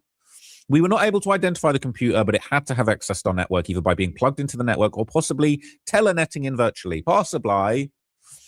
Maybe the public will believe this and stop asking for them. No chance, all right? Jesus effing Christ. No logs, no security, no backups. How does this happen within a top government department which handles sensitive data? Says they probably have logs and backups and security for everything, except this.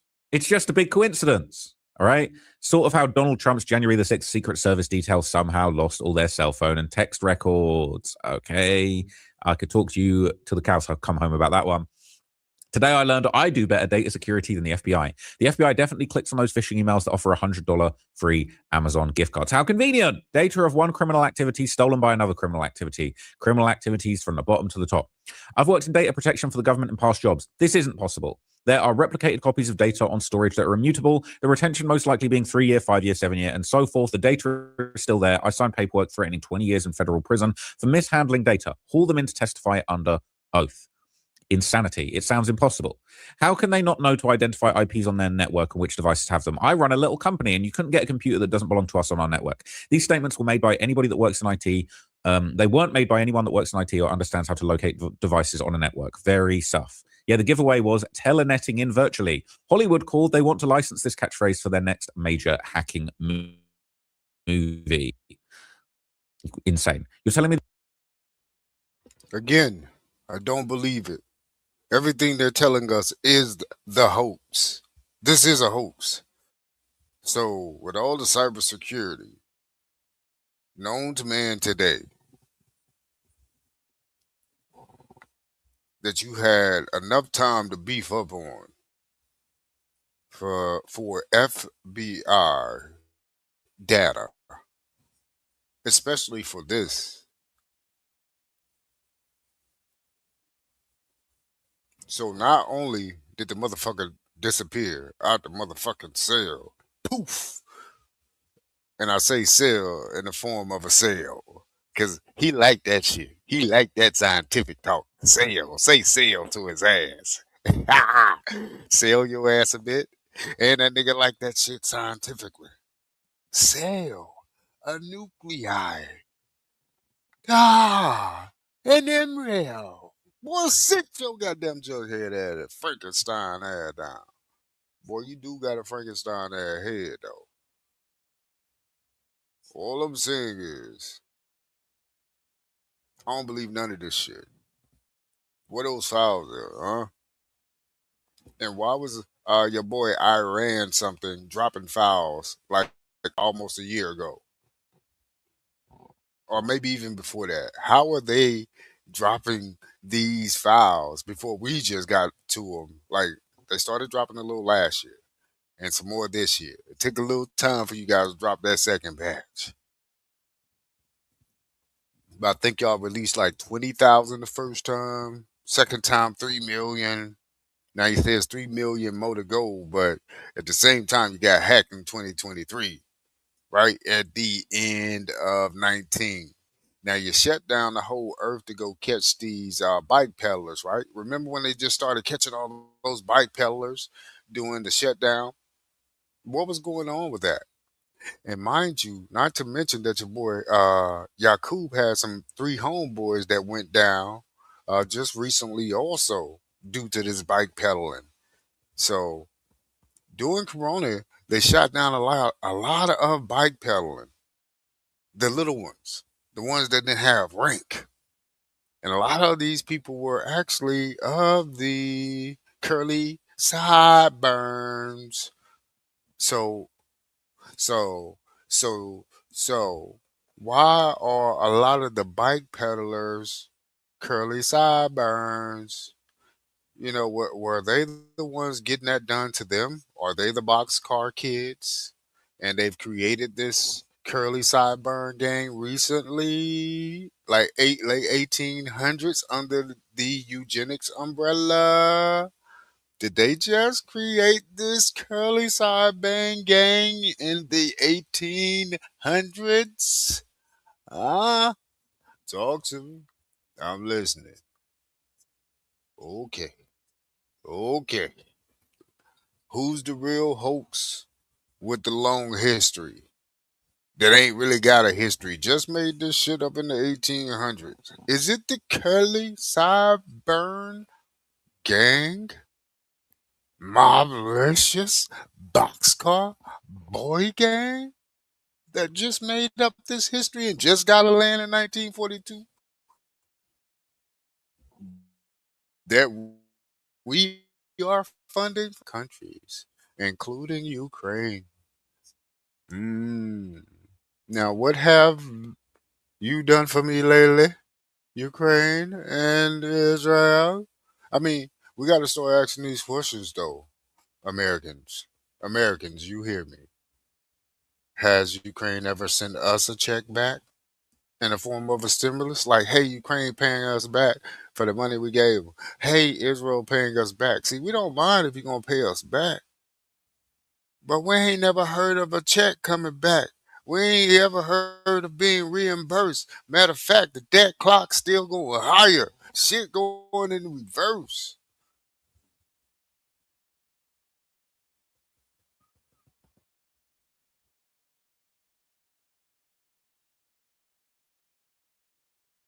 The FBI network isn't at least locked down by MAC address. How is it externally open to Telenet? All right, link to the original. All right, the full day's timeline starts a few pages earlier. Okay, it's insanity. Should we have a look at this? Should we have a look? Should we have a look? Are they going to delete this one? So this is going to be a long document, isn't it? What page did it say it started? It started around page 55. Let's have a look. See, shall we? 55. So this is sort of a full breakdown of everything that happened. It's crazy. Okay, basically talking about improving our abilities to help children, blah, blah, blah. It says the FBI didn't know what it was trying to do because the FBI did know the FBI was supportive in my efforts. They were setting up an intrusion. It happened on Super Bowl Sunday of 2023. I discovered it the next day. They did an interview about it. They did a timeline of everything that transpired. We had no idea of this potential hack until late this afternoon, given the potential that someone accessed our lab to do this, and that issue may have been with the way that we set up our network. Below is a little insight into the many attempts we've made to get to the FBI to assist in both physical and security and lab with networking. He arrived at the office, noted his computer had started at 7:30 a.m., logged in. A text file popped up that said the network had been compromised, provided an email address to contact. The file was in the startup folder, so when logging in, it opened automatically. I ran antivirus software, which was up to date and active. It identified a potential threat I attempted to remove. While this is not common, it's also not unusual given the data we recovered. I attempted to remove the threat, but my privilege has been removed, and despite my attempts to gain access, I could not. Whoever this is just walking the FBI on a leash like a dog. It's embarrassing, okay? It is embarrassing. The threat was determined to be a booby trap left by a subject who was a hacker that was tripped when the Axiom forensic program ran across it. That's insane. You're getting booby trapped. How are you out here getting booby trapped? It's so embarrassing. I was on an instant message chat with the makers of the server Synology who had us conduct some tests, and they concluded that a possible issue was a defective hard drive in the server. This was a problem since the server was raided, and finding the defective hard drive was a time-consuming, difficult task, but we started trying to work it out. They couldn't figure why they couldn't connect to the server. They noticed that our other servers were also not working properly. It's just crazy. It's just nonsense, isn't it? Like all of this, oh, he did blah, blah, blah. You guys let somebody just walk out the door with the Epstein files, 100 terabytes just deleted. Absolute joke. So we already read this. It basically said it came from the Epstein files. They dug into the IPs. They checked the computers. They realized they were hacked. We realized we were hacked. Oh, no. And the cameras weren't working and we were hacked. Oh, no. Right? It's insane. They made a request for an electronic keypad lock on the door to be told the locksmith there's no funding for a lock. There was no funding for a lock on the door. Oh, we needed a lock on the door. Someone snuck in and took all of the Epstein files. What a joke, right? What a joke. What's this? I think we should delete this. It doesn't make sense. I reckon it would be interesting. They basically says the intrusion happened there in the middle of piloting Axiom. They thought a lot of different things to allow remote access. We want to be on the cutting edge and think outside the box. We have a large set of hash files, a random string of text to verify the integrity of the file. Hashes are like a fingerprint. Basically saying they had all these possibilities and things. And it says using these hashes, child bad material can be detected if the file's hash matches it, and the file can be identified as that bad thing without having to see it. We wanted to share what we have with the RAs. 500 terabytes of data were gone because of the intrusion. They really deleted. Let's delete that. And the fact that this is still here, I was able to cover 400 terabytes, 100 terabytes, and it could be illegal material. And the FBI just throwing their hands up. No idea. Right? Crazy. Matt Smith was pissed because he found an email I sent prior to the intrusion requesting assistance that no one responded to. We asked for help and our request fell on deaf ears. We were always referred to someone else. I understand I opened the C20's lab RDP reports, but the FBI knew that I was going to do this, and the FBI told me to follow the instructions on Microsoft websites of how to open the ports. They really just let someone run off with 100 terabytes of secret Epstein files, and they deleted them for the FBI. The FBI don't have them, and some other guy has them. Why aren't you out there trying to kick doors and get them back now? It's insane. It is absolute insanity. Is there anything else in here that's interesting? Yes, so it says here, additionally, the summary highlighted one very unfortunate instance in which, because of the lag time at CART and the amount of time it took CART to image and process devices, an offender who was a citizen of another country managed to flee the United States before the CART review could be completed. So not only is the FBI hiding files and won't release the files, these mofos also also got half of the shit stolen. Not half. They say it was only 500 terabytes, but our guy so good he went and stole back 400. But the other 100 out of the 500 that got stolen them terabytes. I'm gonna be honest with you, Blake. Man, we don't know where the fuck they at. Boy, where is Patel Cash? You can't blank at when you need him to say that shit. Yeah. I know about the thievery. Yeah. The dudes rushed in my office like, yeah. Man, I think we being robbed right now. But I got your boy Blake over there trying to get the shit back, bro. Yeah, they rushed in my office like that. I said, man, what? Really? Somebody stole some. I can just see this shit going south, everything. Because these some ignorant ass mofos in business suits are running the motherfucking country. And we're acting like they're doing a great job because you keep voting for these dumb ass motherfuckers. Now, I'm going to say it. I'm going to say it with my chest. What the fuck is going on? Yeah, they just wanted the Epstein files, though. They want the Yakub drop, though. So they broke into the computer system just to get those files. And it just so happened to be those files. And your story is, yeah, I got back 400 of them bitches. I went over there and told that motherfucker Bobby, yeah, bitch, I got you now. Give me back my motherfucking 500 terabytes or his motherfucking curtains.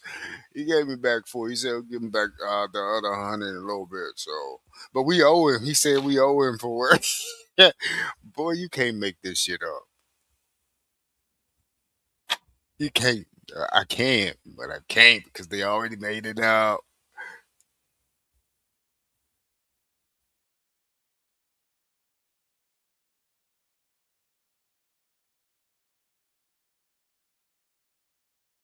Almost certain this wouldn't have happened if the Dex review could have taken place in the squad's lab. Then people are fleeing. What? So when this happened, it was actually reported on. And, you know, people basically, they let the cat out the bag that this had happened, but I don't think they really communicated just how absolutely damning this hack was. Oh, God. So FBI investigating hack of its own computer network, right? The FBI is investigating it's a hack of its network, an isolated incident that was now contained. The FBI is aware of the incident and is working to gain additional information, the agency said in an emailed statement to Reuters without providing further details. CNN, which first reported the incident, citing that people had briefed on the matter, FBI officials believe it involved computers at its New York office, which were used to investigate child bad stuff. They didn't say Epstein, or did they? They didn't say Epstein. It's not immediately clear when the incident occurred. One source told CNN the origin of the hack was still being probed. I'll tell you where it's from in a minute. The FBI breach is the latest in a series of high-profile U.S. government hacking incidents over the last decade. In 2020, officials discovered a widespread cyber espionage operation with numerous federal networks by hackers tied to Russian intelligence. In 2015, the Office of Personal Management, OPM, announced that it too had been hacked and that federal employee records were stolen. The OPM breach was later attributed to Chinese hackers. So is it the Russians or the Chinese that have the unredacted Epstein files that the FBI don't even have? Can you guys let us know that? That'd be good to know. So this news has been doing the rounds again now, all right, in 2026. It says foreign hacker reportedly breached FBI servers holding the Epstein files in 2023. Cybercriminal reportedly accessed the server at the FBI's New York field office, according to a source with the DOJ. Insanity. Look at this absolute turd. A foreign hacker compromised files relating to the FBI's investigation of late ex-offender Jeffrey Epstein during a break-in at the Bureau's field office 3 years ago, according to a source familiar with the matter and recently published Justice Department documents. The details of who accessed the server at FBI's New York field office, including the allegation of foreign hacker were involved, are being reported here for the first time. So they've just found this out now. They swept it under the rug for 3 years. In a statement, the FBI said it was a cyber incident, an isolated one. Give me a break. I bet it wasn't. The FBI restricted access to the malicious actor and rectified the network. The investigation remains ongoing, so we do not have further comments. Why didn't you mention that 100 terabytes are gone and they have them and you don't? Don't want to mention that. Although the source said the intrusion appeared to have been carried out by a cyber criminal rather than a foreign government, the incident underscored that the file's potential intelligence value. One academic said, the legally mandated publication of U.S. Justice Department documents has exposed the dead financier's ties to prominent people in politics, finance, academia, business, triggering investigations in numerous countries of the world. Who wouldn't be going after the Epstein files if you're the Russians or somebody interested in compromat, said John Lindsay.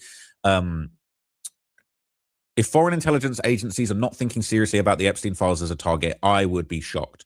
The breach was reported contemporaneously by CNN and Reuters in February. The connection to the Epstein materials was made by the French magazine Marianne. So the French researchers and investigators are finding out about this. English ain't even their first language, and they're getting to it before the Americans. It's embarrassing.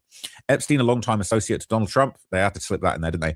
Pleaded guilty in 2008 to those charges. February 2023 break-in. The hack occurred after a server at the Child Exploitation Forensic Lab in the FBI's New York field office was inadvertently left vulnerable by Aaron Spivak, a special agent trying to navigate the Bureau's complex procedures for handling digital evidence. Whoopsie. So that was the person who wrote that timeline. He included his timeline in the large cache of Epstein documents. The break-in happened in February 2023. It was discovered the day after when he turned on his computer and discovered a text file warning him his network had been compromised. Now, interestingly enough, I'll tell you more about that warning in a bit because I've heard a really crazy story about that. It said further investigation turned up traces of unusual activity. This activity included combing through certain files pertaining to the Epstein investigation. The timeline doesn't say which files were accessed. They wouldn't tell you that, would they? Whether the hacker downloaded the data or who it was, still don't know. Reuters could not establish if any overlap had affected the data with the Epstein documents published earlier this year or the files that remain under wraps. Is it possible that the Epstein documents they didn't release, they lost, and some fucking guy out there has got them, probably in Russia? Spivak, whose name appears elsewhere in the documents in connection to the investigation, did not return repeated messages asking for comment. Reuters was unable to reach the man identified in the documents as his lawyer, and 7 FBI agents identified in the documents as being involved in the investigation didn't return messages. They're just going to be hush, hush, hush, hush, hush, because it's so embarrassing. It's so embarrassing that this has been allowed to happen. How? How have you let this happen? What is wrong with you? So in a statement to FBI investigators examining whether he was responsible, Spivak said he was being made a scapegoat for the intrusion and that conflicting bureau policies and faulty guidance around IT were to blame. The person familiar with the breach said the intrusion was carried out by a foreign hacker who did.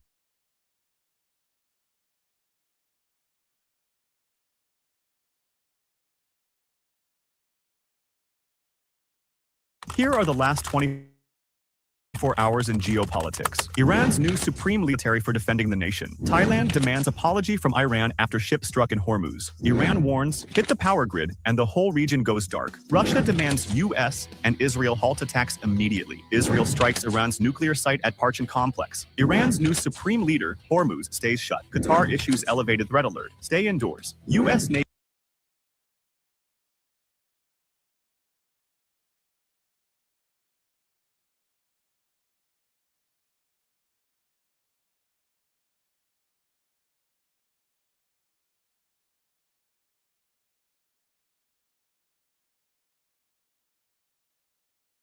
Here are the last 24 hours in geopolitics. Iran's new supreme leader thanks military for defending the nation. Thailand demands apology from Iran after ship struck in Hormuz. Iran warns, hit the power grid, and the whole region goes dark. Russia demands U.S. and Israel halt attacks immediately. Israel strikes Iran's nuclear site at Parchin Complex. Iran's new supreme leader, Hormuz, stays shut. Qatar issues elevated threat alert. Stay indoors. U.S. Navy not ready to escort tankers through Hormuz. Turkey warns, Lebanon risks collapse under Israeli strikes. Iran, no talks while bombs keep falling. Israel reissues evacuation order for Beirut's southern suburbs. Lebanon summons Iran's envoy over alleged IRGC operation. Iran arrests suspected Israeli and U.S. spies across provinces. In the midst of one of the most dangerous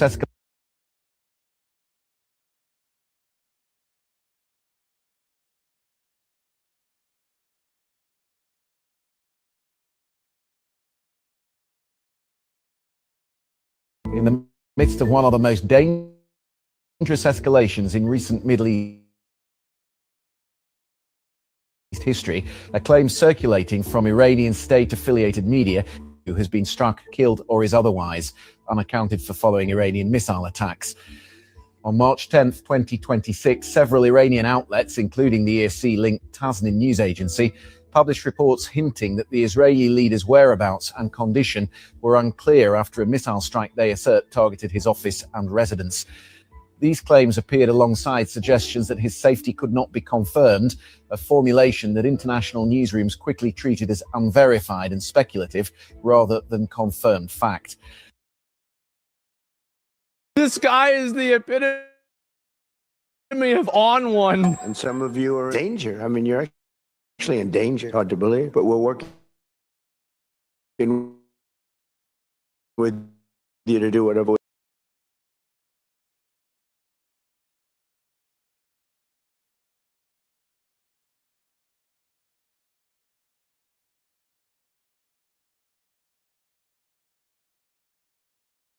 This guy is the epitome of on one. And some of you are in danger. I mean, you're actually in danger. Hard to believe, but we're working with you to do whatever we have to do. We'll use missiles. You want us to use a missile? They're extremely accurate.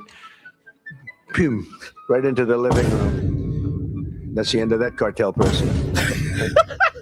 Bro, he is on one. Guys, this is insane. UFC fighters are now training FBI agents, like actual cage fighters are teaching FBI agents how to fight.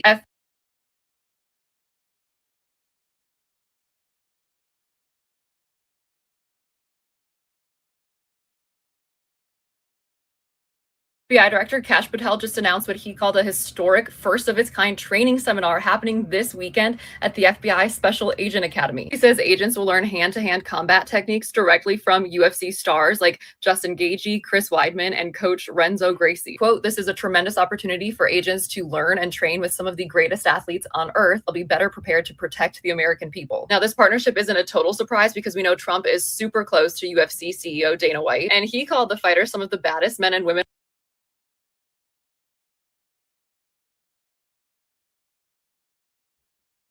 Cash Patelli, what in the fuck is you doing? So that's what we doing now, huh? Are you gonna teach your homeboys how to fight now, huh? Is that is that the man? Release the motherfucking files. What you mean? What is you doing? Cash Patelli Cash can't blink. Man, what is going on here?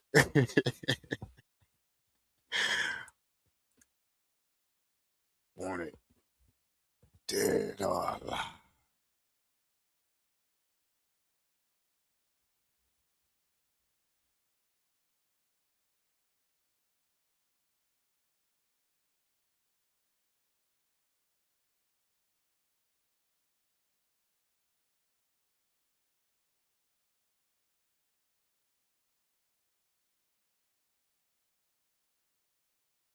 this weekend at the FBI Special Agent Academy. He says agents will learn hand-to-hand combat techniques directly from UFC stars like Justin Gaethje, Chris Weidman, and coach Renzo Gracie. Quote, "This is a tremendous opportunity for agents to learn and train with some of the greatest athletes on earth. They'll be better prepared to protect the American people." Now, this partnership isn't a total surprise because we know Trump is super close to UFC CEO Dana White, and he called the fighters some of the baddest men and women on earth and said UFC is proud to support the FBI in strengthening their defense techniques. But obviously this raises some questions because the FBI already has professional instructors and one of the most advanced training academies in the world. So why do they need to bring in cage fighters? And is that even how we want the FBI to be acting? And of course, we can't forget this isn't the only UFC government crossover lately. We've also reported that Trump is planning to host a UFC fight at the White House to celebrate his birthday and America's 250th this summer. We here at News Girls bring you daily political updates, even if they're as ridiculous as this story. So follow to stay in the loop.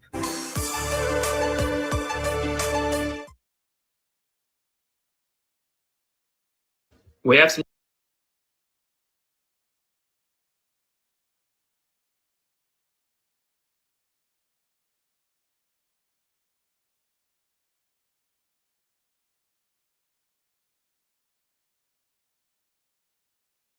news right now. The White House is posting a Wii Sports rendering of the war in Iran. They're using Wii Sports, as you can see right behind me, as a way to promote this war in Iran. I'm very serious, and it comes as Donald Trump is threatening the Iranian national soccer team as well. As you can see, this is a video posted to the White House account. They're using Wii Sports, boxing, baseball, soccer, whatever, and then retrofitting it with actual videos of actual strikes in the war.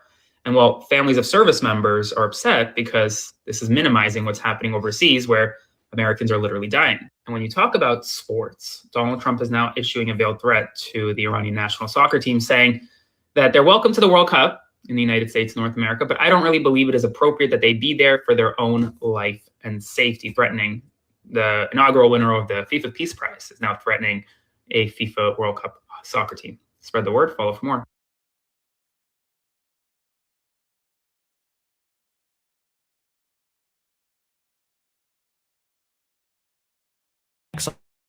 On mobile, Chevron, ConocoPhillips, of what they're selling is going up. Every dollar increase in crude oil translates to higher profit margins for them, aka those companies make more money. This also benefits the dollar because oil is still priced in dollars. So when oil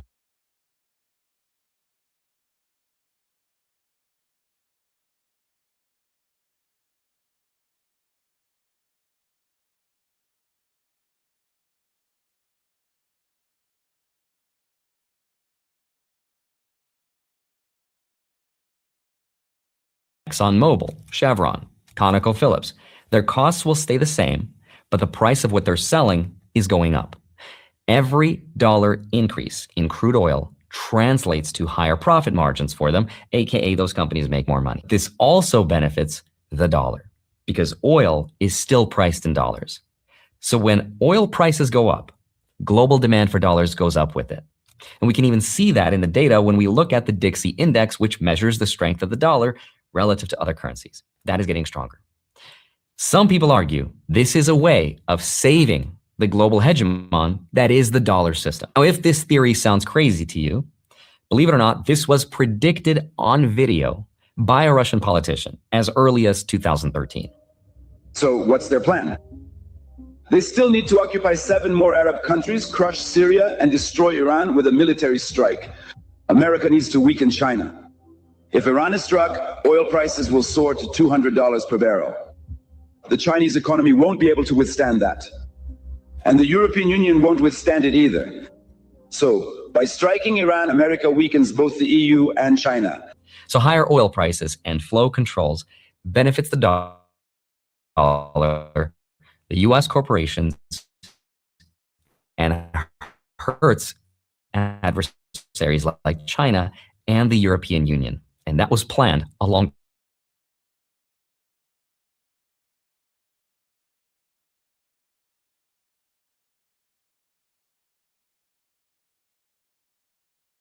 Wouldn't it be wild that Fort Huachuca is the largest drone training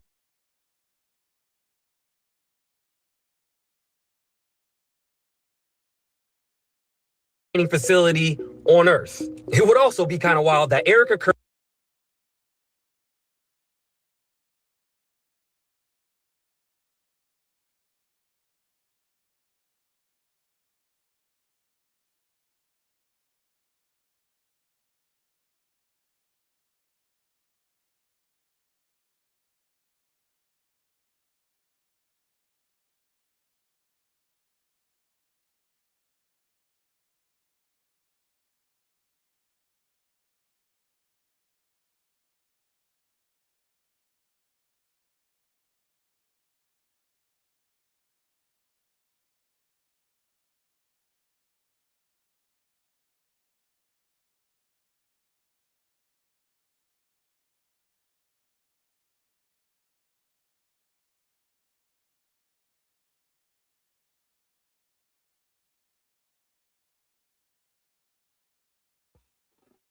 Bang, bang.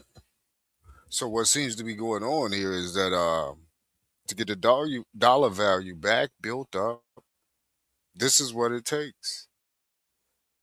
Put everything back under that dollar that was under that dollar in order to keep the Federal Reserve System afloat. In order to cut this debt that you guys owe the public out, that's what you're going to have to do. So that's what's going on. They got to get the dollar back on top. People are losing faith in this dollar. And again, this dollar has a religious background to it. In God we trust, right?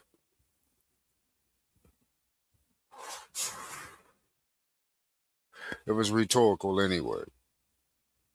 Kirk has just been appointed to the U.S. Air Force Academy Board of Visitors.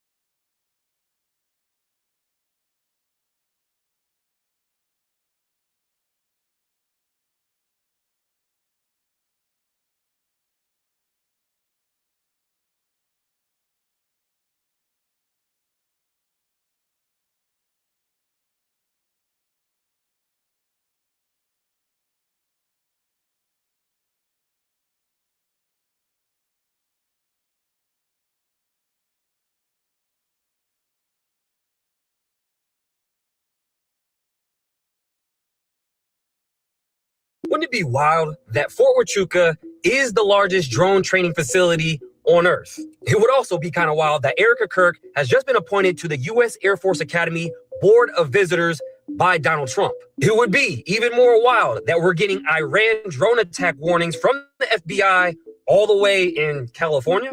Does anybody want to tell them how far this distance actually is? Now, I'm not saying the threat isn't real, but something else is going on behind the scenes. And I found this pretty interesting as well, where the Army is offering $5,000 for these two guys who stole 4 drones out of Fort Campbell. You mean to tell me that these two guys were casually walking around a military base with masks on and they're still at large? Got it. Now, going back to Fort Huachuca, I do find it pretty interesting that the Austin shooter who had an Iranian flag on his chest, his name was Googled a week before near Fort Huachuca. So the question is, are we looking at a false flag event? Because not only Erica Kirk has ties to Fort Huachuca, but also her mom, Lori Fronsvie, who specializes in EMPs, electromagnetic pulses. And here she is talking with Peter Pry, who worked for the CIA, talking about Iran, national security, and EMPs. Now, looking down the road, are we going to get more alerts like these where a pro-Iran hacker group has just claimed a cyber attack on the U.S. medical device maker Stryker? It's also important to note that they said this is the first Iran attack on American soil, so things might ramp up from here. And another question I have, did they plan this all along? Because Congress just passed the National Defense Authorization Act, which they stuck in a provision for the selective service system, which means that men from 18 to 26 automatically get registered for the federal database for the military. Now, this is not a draft, but it's a just in case list. So I will keep my eye on this. Now, I'm doing a bigger breakdown on my YouTube, all this down below.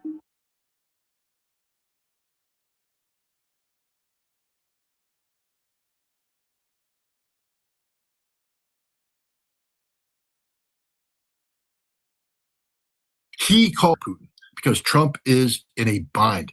And again, the key takeaway from this is that Dmitriev's meeting with Witkoff right now. That is a huge thing because that means that the United States is desperate for a deal.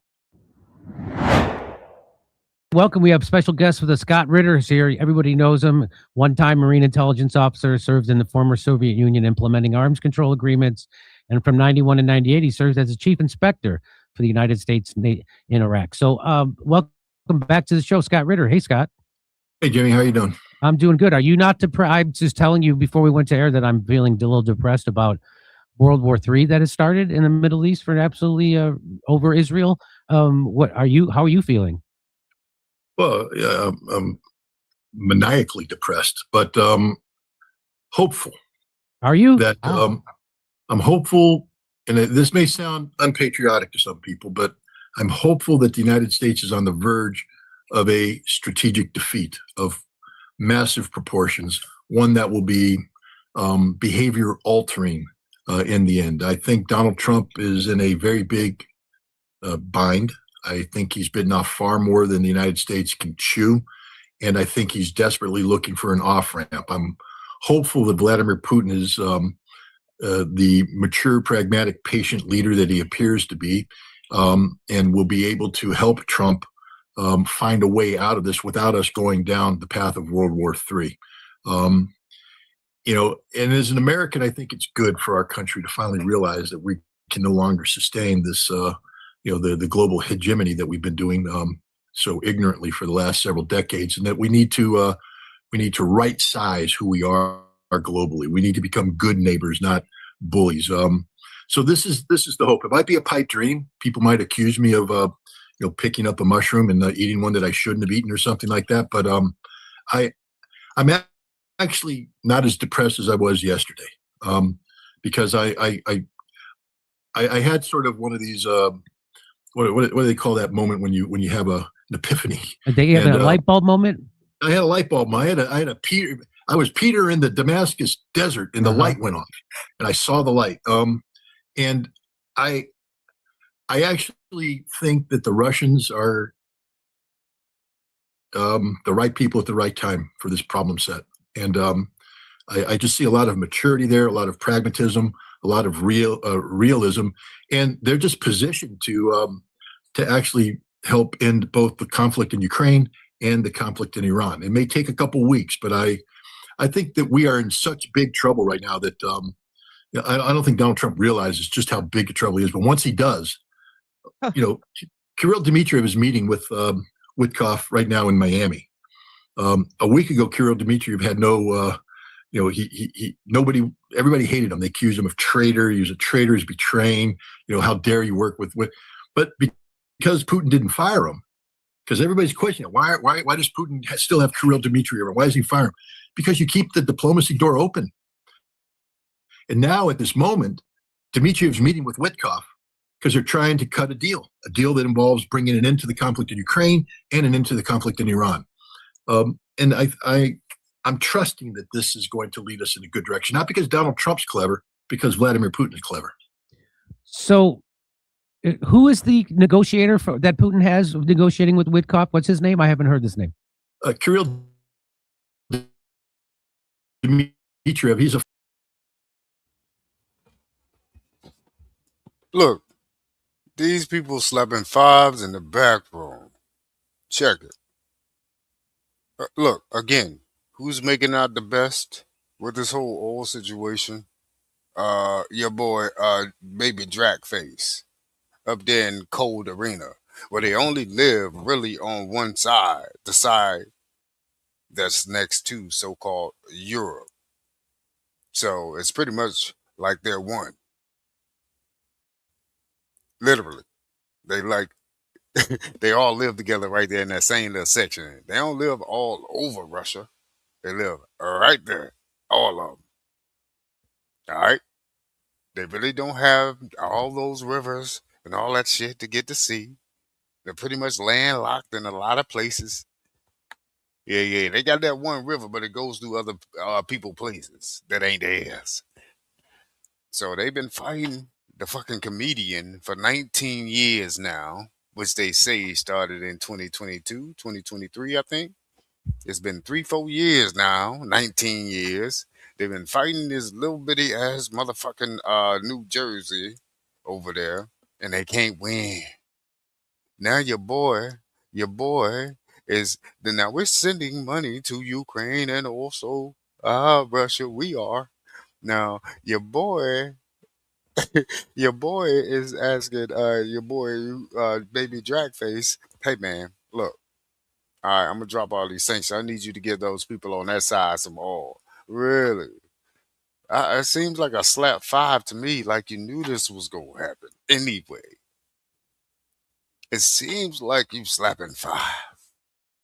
Do that sound like a side bet to, hold up, anybody that shoot dice, does that sound like a side bet that was planned back in time?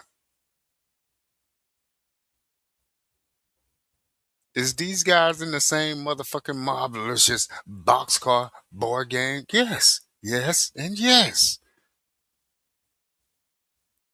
What?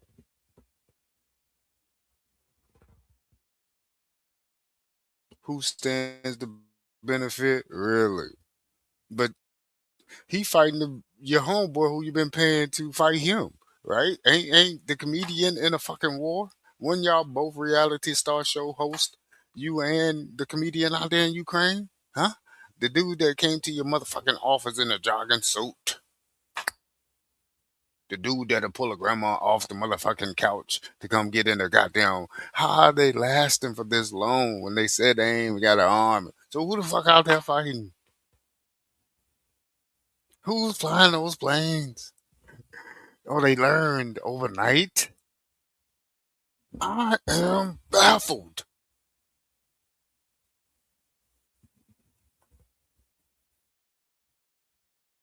Your boy said, I want an apology and the money. Your boy said, I want an apology for saying that I can't come in here the way I want to. You know this is a goddamn game. Bitch, I'll punch you in the throat. Because what happened? You gave him the money, did it? You did give him the money, which is our money.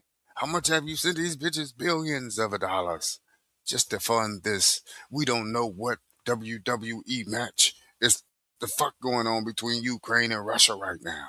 Huh? Because you're asking for Russia to come to your aid. Your boy comedian said, hey, I'll come out there and help you guys fight Iran. You gonna tell him, man, that's our shit you using. How you gonna help me? How you gonna help me? Yo. Yo, you can't make this up. So your boy's in a fight. So if he gets more money off the oil, don't that help him out to beat your boy comedian over in Ukraine, Trumpster? What is not going on here, bro? The FBI's gotten broken into. You slapping five with your boy that's in a boxing match against your other boy. That you now got to give him a lot more money, tell him to serve the other people. Why he fighting this nigga? And this nigga that's fighting this nigga is asking to come help you down here, and he get told no because his ass using our shit. Yeah, this is the dumbest shit I've ever heard in my life. I will never be with this type of shit. That's why it's such a fucking joke.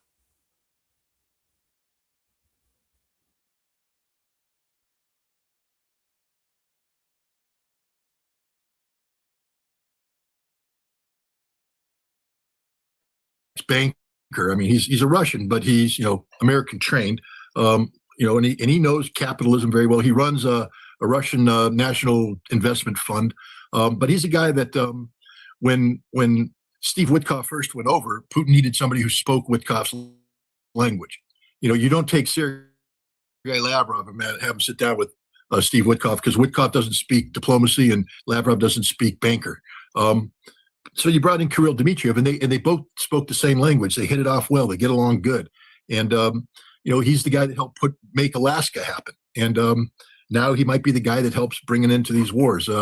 I was very down on Kirill Dmitriev last week. If you had talked to me about him last week, I wasn't going to say too much positive. But this week, I've just seen the Russians do things that just show absolute maturity. It shows patience. It shows the pragmatism, and now Dmitriev's in Miami meeting with Witkoff, and that's a good thing if you want peace. And so so you think Russia is trying to bring a swift end to this war in the Gulf? Do you think that they have tell me what their interest is and what is their leverage? Their leverage is they're the only thing that's keeping the American economy up right now. Why do you think Donald Trump lifted all the oil sanctions against the Russians yesterday? Oh, I didn't know he did that. Why did he do that? Because no oil's leaving the Middle East right now. And so you need oil to come in on the market. So Donald Trump lifted all oil sanctions, and Vladimir Putin's economic problems have been solved. And everybody who was critical on Vladimir Putin didn't understand that he was waiting for just this moment. And now, instead of selling the Ural grade oil at $23 a barrel, discount a lot of money in the process. All the Asian purchasers of energy who used to purchase energy from the Middle East can't because the Strait of Hormuz.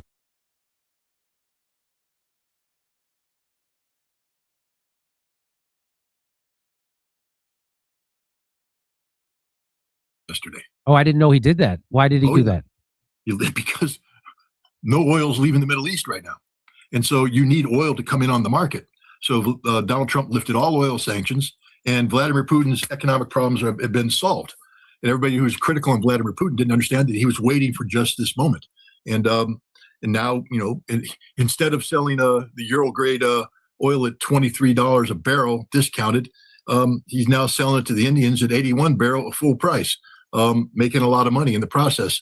All the Asian purchasers of energy who used to purchase energy from the Middle East can't because the Strait of Hormuz is closed. So Putin is literally diverting all of his resources down there, opening up, securing those markets. He's in a solid position, and right now Trump had taken some pretty hardline stances on Ukraine that he's no longer in a position to hold on to. He needs Russia's help in Iran, and so the Russians are going to say, we go back to the Alaska formula updated with the most recent information. You have to get the Ukrainians to do this, and in exchange for that, we'll get the Iranians to moderate their demands. But I think the United States is going to have to leave the Middle East. I mean, that's one of the things that's just a guarantee. We're not staying there. The Iranians are going to make the same argument that Russia's always made, that you can't end this war without solving the root cause of the conflict. because that's what the Russians have said. You can't end the Ukraine conflict and leave unresolved the root causes of the conflict, why we had this conflict. Because if you end it without solving those, we'll just have a conflict in 5 years.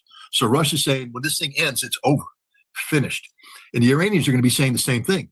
When this thing ends, it's over, it's finished. And the only way it can be over and finished is America's got to leave the Middle East. And I think there's a grand bargain to be had out there. This allows Donald Trump to call himself the greatest peacemaker in the history of all time, because he's going to end 2 wars and he could take credit for it and want to get the Nobel Peace Prize. And then he'll also tell the American people that I've ended the permanent Middle East conflict. I got the American troops out of the Middle East. Now, smart people know that he got his ass kicked and had to retreat. But, to the true believers, there's a deal here in the making. Who knows how it's going to be finalized, but there's something in the works right now. Dmitriev's meeting with Witkoff. This is a huge thing that's happening. Witkoff is both the Middle East negotiator, the one who was negotiating with the Iranians, and he's the guy who negotiated with Putin and Dmitriev. So the fact that Dmitriev's meeting with the guy responsible for managing both of the big problems that Trump has right now means that there's a solution being worked out that links both of these problems together.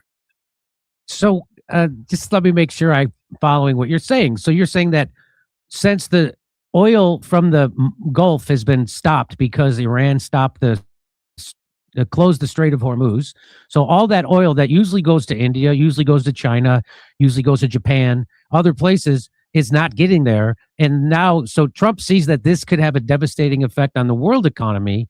And so he decides to lift the sanctions that he had against countries buying Russian oil.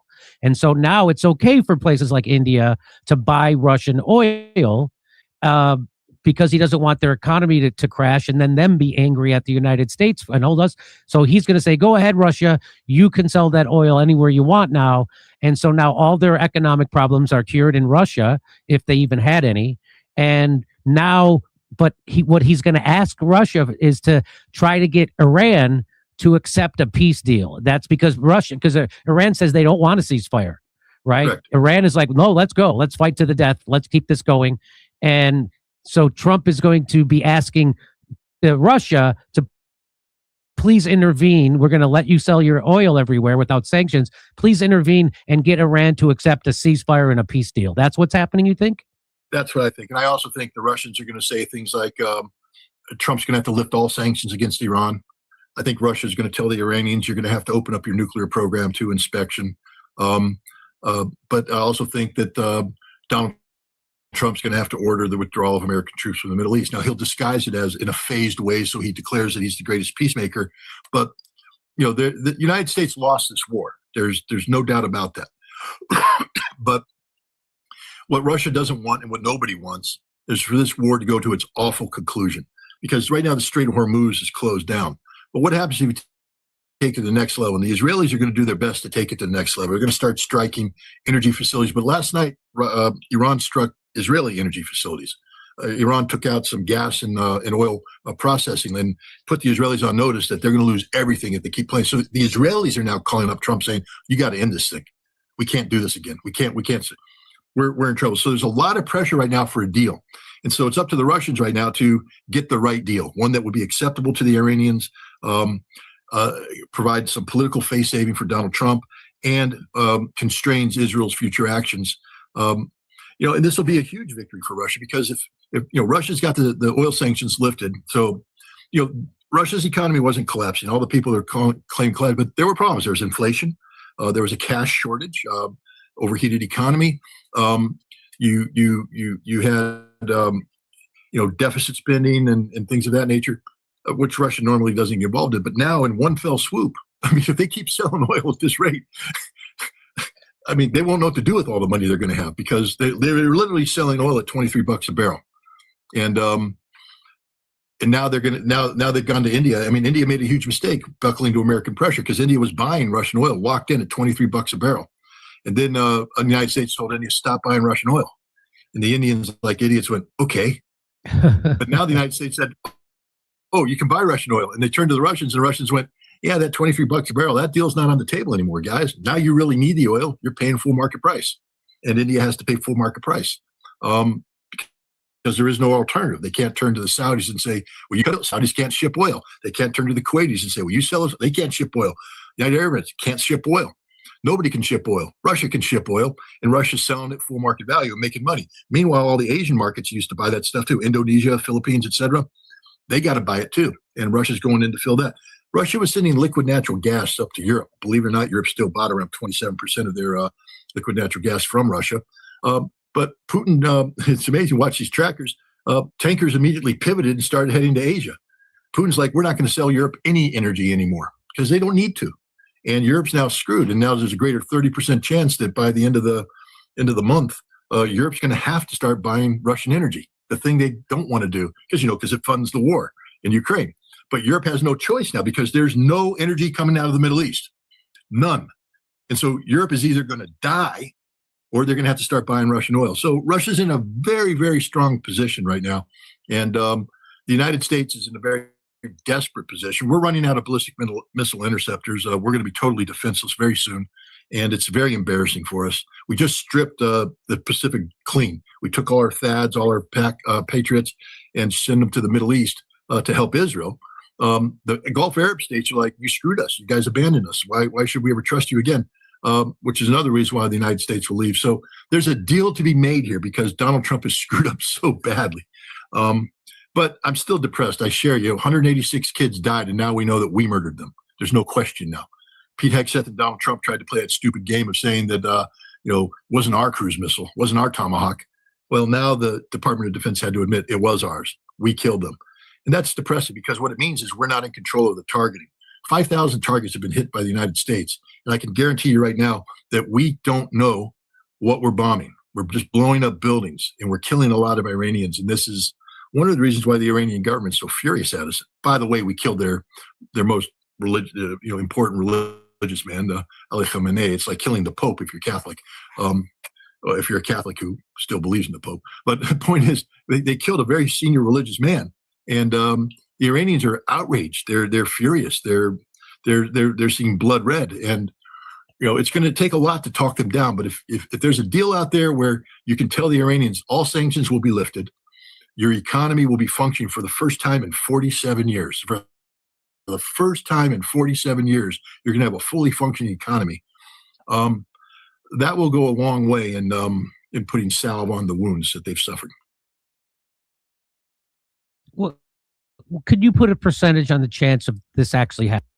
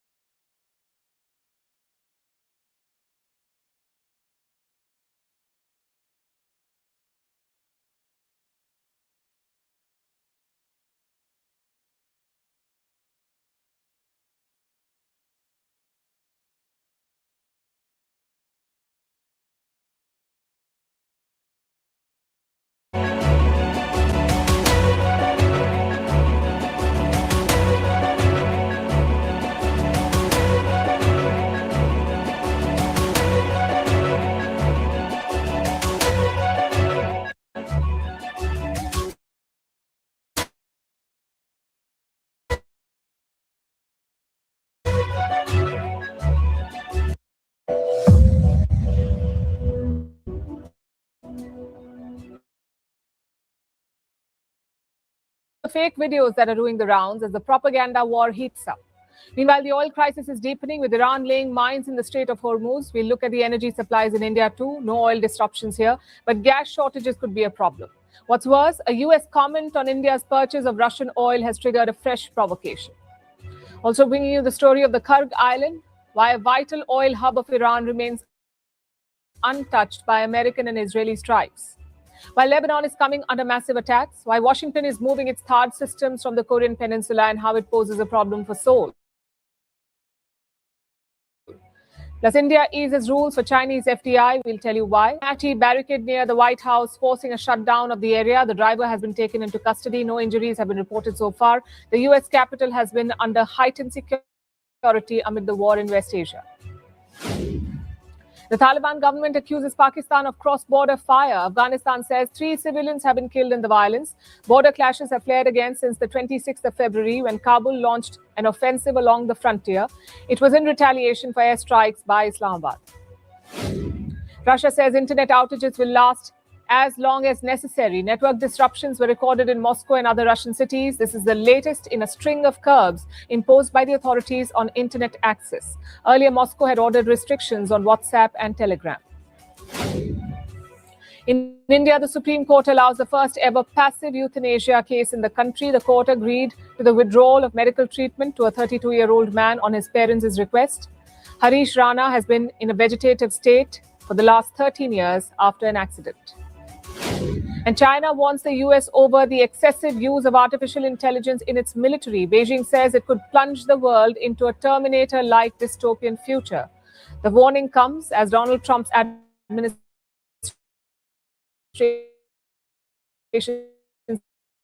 seeks the unconditional use of AI.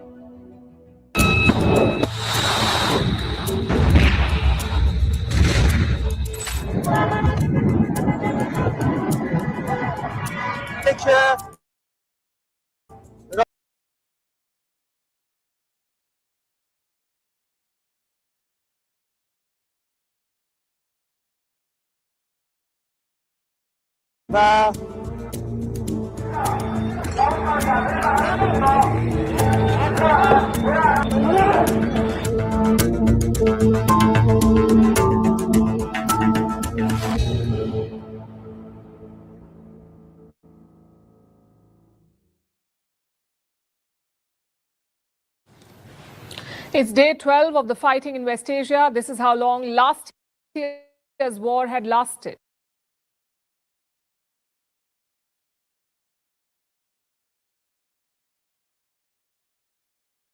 As you can see, these people are not calling it Europe or Russia or whatever other name you got for it. They're calling it Asia. These people are calling all of that landmass Asia. Ain't no Russia. Ain't no fucking Europe. What? They call it all Asia. Yeah. What in the... I ain't gonna even ask because I already know.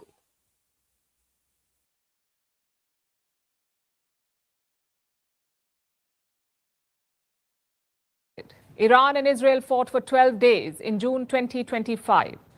But this time they're not stopping. Overnight, we saw the heaviest bombings in the war yet. Targets across central Iran were hit relentlessly. In response, the regime fired drones near the Dubai airport. Remember, the airport is partially open in Dubai. 2 drones fell near the airport terminal. While the flights were not disrupted, 4 people were injured. It was yet another attack at the heart of the Gulf financial order, a challenge to the rise of a gleaming Dubai. Meanwhile, in Tehran, the bombs continue to drop. Massive explosions were seen in the capital. The strikes are expanding beyond military targets. Earlier this week, oil facilities were hit, and now reports say banks are being targeted. Huge fireballs were seen, followed by plumes of smoke. Take a look.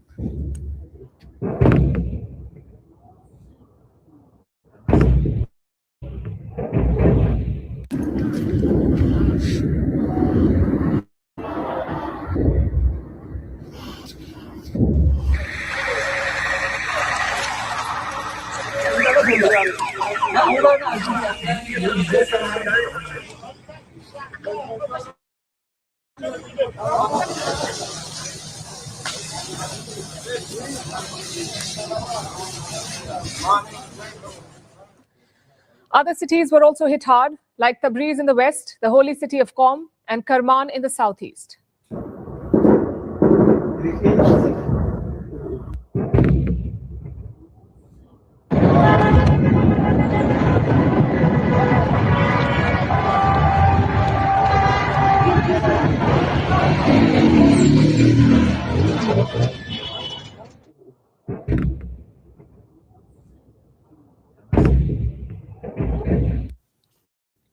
These were basically stationary targets like military buildings or regime offices. Beyond these, the strikes also targeted missile launchers. Many of these launchers are mounted on trucks. They can be moved around to avoid detection and attacks, yet a number of them have been blown up. Overnight, Israel also began hitting drone sites. Remember, Iran has thousands of Shahid suicide drones. They're easier to fire than larger, the expensive air defense systems of Iran's enemies. So now the goal is to eliminate these drone sites.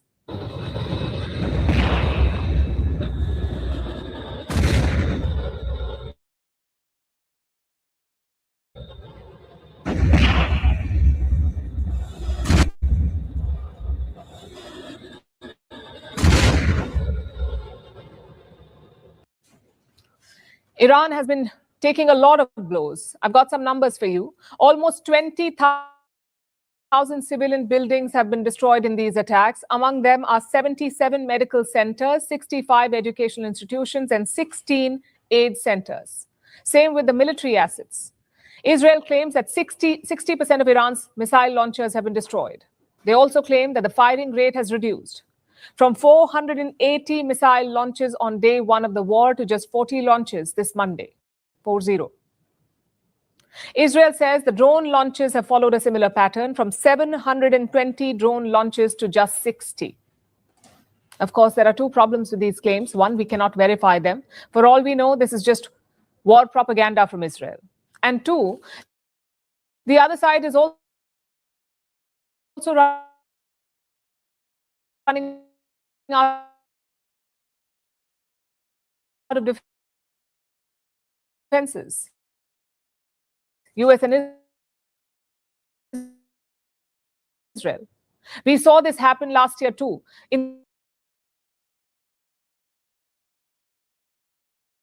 So somebody's doing a firecracker account. Somebody's definitely out here doing a hit count. Yeah, like a boxer count with a scorecard. Like, yeah, bitch, shot you 19,000 times today, bitch. How you gonna stand up, bitch?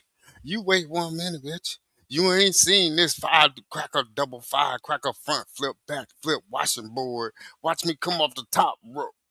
Ric Flair, woo! Slap your ass. Watch. Wait a minute. Step back.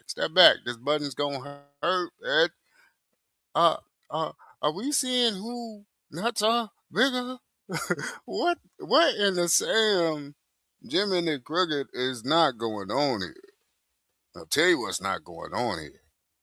The slap behind the closed door is what we're not seeing. That's exactly what's going on here.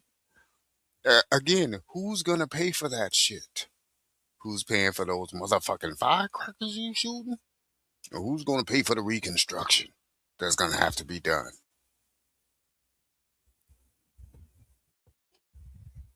I'm assuming there's gonna be the American dollar. Wait a minute. Let me finish. In fact, don't let me finish. 60% of Iran's missile launchers have been destroyed. They also claim that the firing rate has reduced from 480 missile launches on day one of the war to just 40 launches this Monday, 40. Israel says the drone launches have followed a similar pattern, from 720 drone launches to just 60. Of course, there are two problems with these claims. One, we cannot verify them. For all we know, this is just war propaganda from Israel. And two, the other side is also running out of defenses, US and Israel. We saw this happen last year too. In the June war, Iran was firing 100 missiles on day one. That came down to just 5 missiles by day 9. And by day 12, there was a ceasefire. Towards the end, we also saw more direct hits by Iranian missiles. So my point is that both sides are stretched. For Iran, the plan is quite simple. Keep attacking until the other side gives up.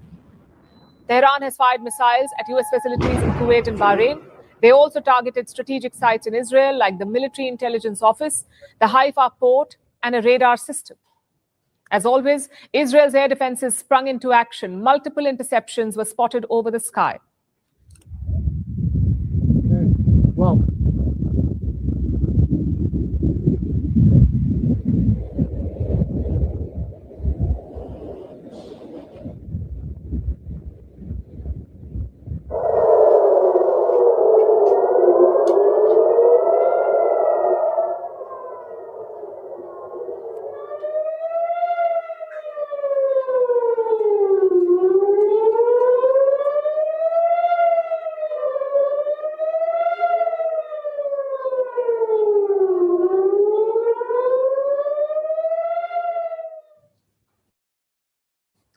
More than 20 missiles were fired overnight. As we speak, more warnings have been issued over Israel.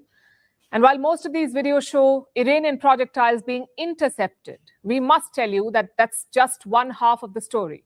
The fact is that many of them have also pierced the defenses. Many Iranian projectiles have pierced the defenses. Let me pull up the map for you. It shows all the US military sites that have been hit by Iran. We're talking about damage confirmed by satellite images.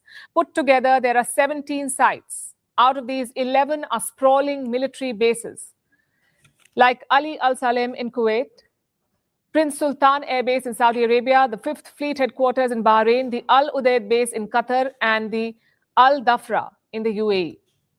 Within these bases, some strikes stand out. Iran appears to be targeting air defense radars, basically the technology that identifies the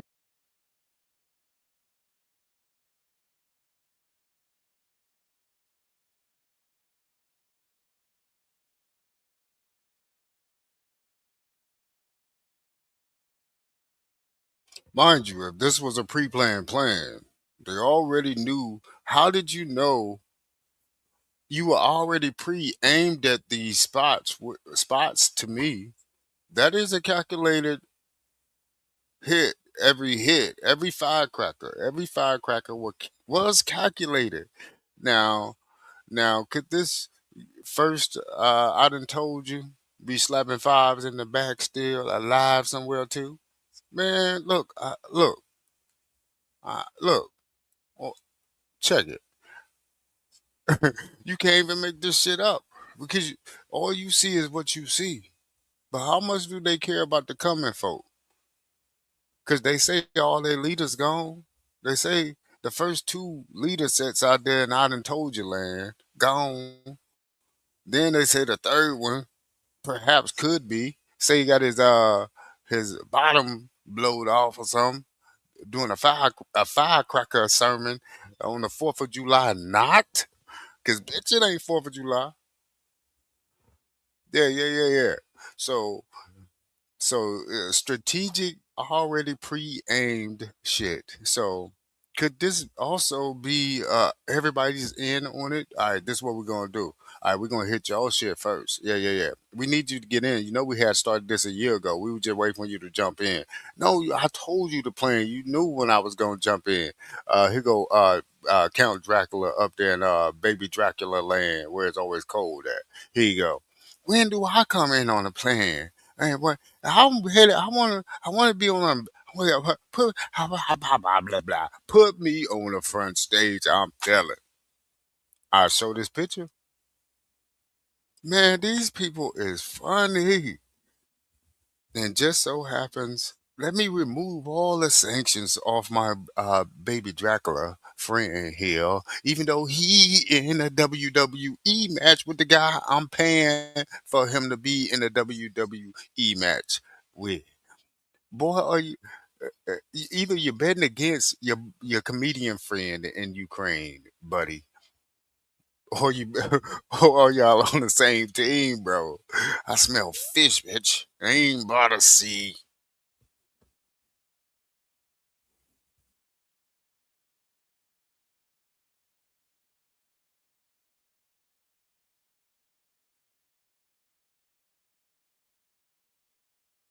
and tracks incoming missiles in Qatar and the UAE. We're talking about billion-dollar systems here. Without these systems, the air defenses are blind. Plus, these systems cannot protect the entire country. They have limited ranges to operate in. This is also something that Iran has capitalized on. Overnight, they fired drones near the Dubai airport. At least 4 people were injured, including one Indian national. So how long will this continue? US President Donald Trump is pressing for a quick win, but Israel says there is no time limit. This operation led by U.S. President Donald Trump and Israeli Prime Minister Benjamin Netanyahu, who speak and coordinate daily, guiding and determining the policy, and carried out by you together with CENTCOM and the U.S. military. This operation will continue without any time limit, for as long as necessary, until we achieve all the objectives and win the campaign. Earlier today, Trump spoke to a US media outlet. He said the Iran war could end soon. Guess why? Because Trump says there are practically no targets left to hit. The US president claims that he can end this war anytime he wants. Again, this shows that Trump wants a quick win. The question is, will he get that? Let's assume that Iran's missile capabilities are destroyed, but the regime stays in place. Then what will Trump and Israel do? Will they put soldiers on the ground or call it a win? And what about the drone capabilities? Iran is said to have 80,000 Shahid drones. Only a fraction of them have been used so far. So will Israel and the US allow those drone capabilities to remain with Iran? The truth is, we don't know.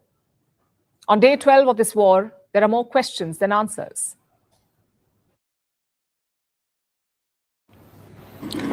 So the war is in its second week, and if you scroll through social media right now, it feels like a fire hose of information. Missile videos, drone footage, explosions, and breaking claims every few minutes. What's worse, a lot of it is fake. Some videos are from old wars, some are from video games, and some are just completely fabricated. It can be overwhelming and misleading, which is why we are back with our top videos of the day. But this time, we are not just showing you the most important videos from this war. We are also busting the ones that are fake. We'll start with video number 1. As you know, top Iranian commanders were killed in US-Israeli strikes. This happened at the start of the war. So there was a funeral procession for them. It took place in Tehran. There was a sea of mourners. Tens of thousands of people attended the funeral, mourning the generals.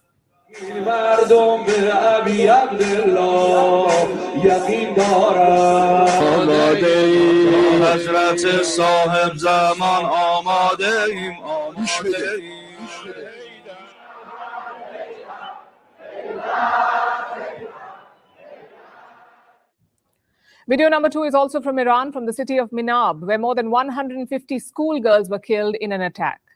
Iran says it was an American strike. Trump says it was an Iranian strike. The US is also investigating, it says. But new footage from the school shows parts of a Tomahawk missile, a US-made Tomahawk cruise missile. It's a long-range precision-guided weapon. The Iranians don't use it. The US military does. And fragments of this missile were found from the attack location.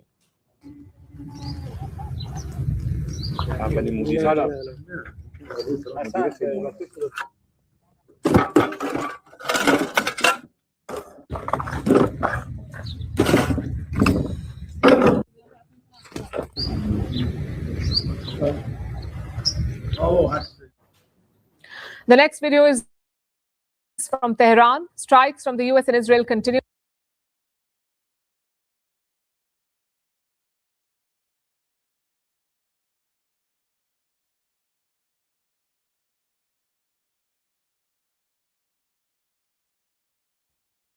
I done told you mofos about trying to tie this American shit to you mofos fleeing to get to the Americas. You're United States citizens. You're fighting other motherfuckers over there that are like you guys. Don't come over here sweeping your motherfucking dirt, trash, and rat shit pack over here.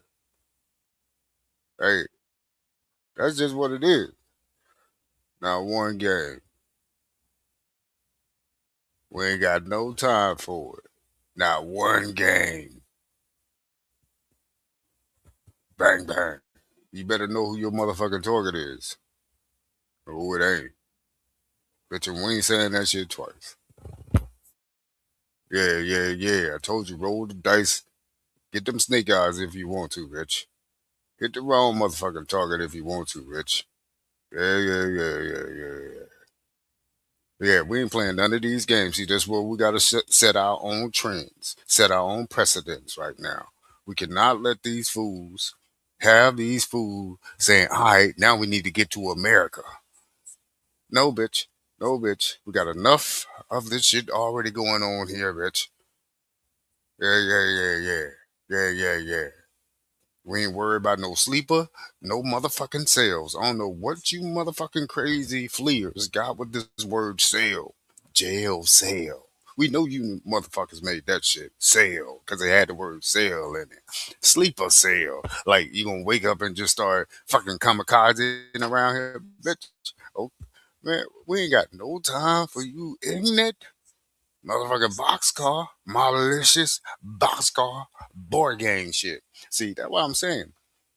The real Aboriginals stand up. We don't need to be gang banging no more. You see what this shit do to you in the long run? Yeah. This is they're the real. Let these motherfuckers be the gang. You know what I'm saying? Because this is what they doing. Let these United States citizens go over yonder. However we gotta do it. Everybody who want to be on team Aboriginal American, hey, yeah. We're gonna have to switch that citizenship. Yeah. We got to go down with something else. If y'all joining our team, we on some. What the fuck is going on here? Yeah, we're not finna let these motherfucking dummies in motherfucking suit and tie and polished fucking shoes keep doing this stupid ass shit.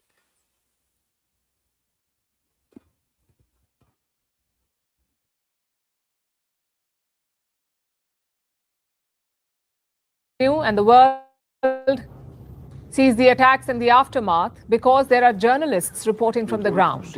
They're bringing you the stories by risking their lives every single day.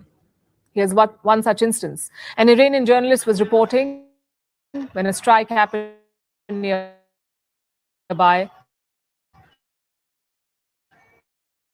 But he remained unfazed and he continued with the broadcast.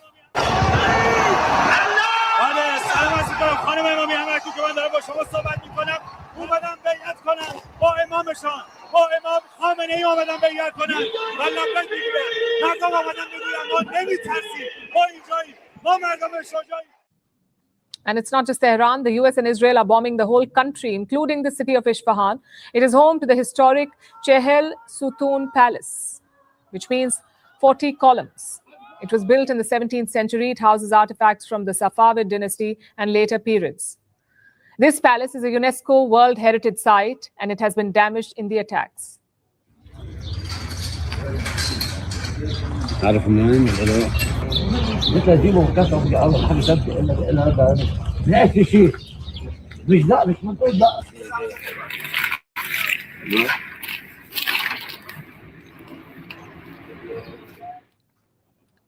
We've been telling you about the global repercussions, how the war has triggered an oil crisis with supplies hit and prices going up. So our next video is from Vietnam, where there are long lines at the petrol pump in the capital, Hanoi.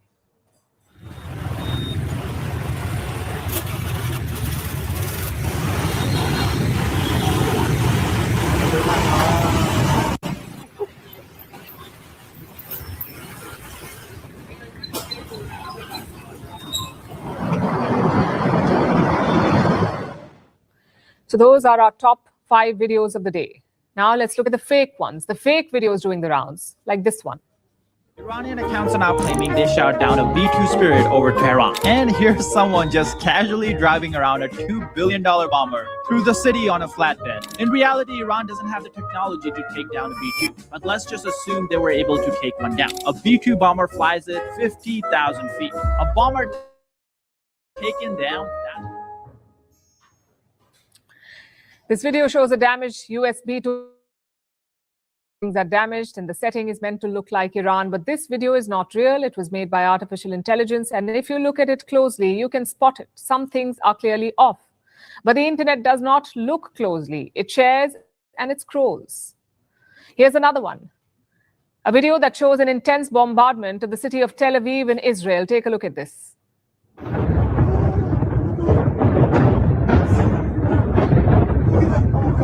Tel Aviv, I can't.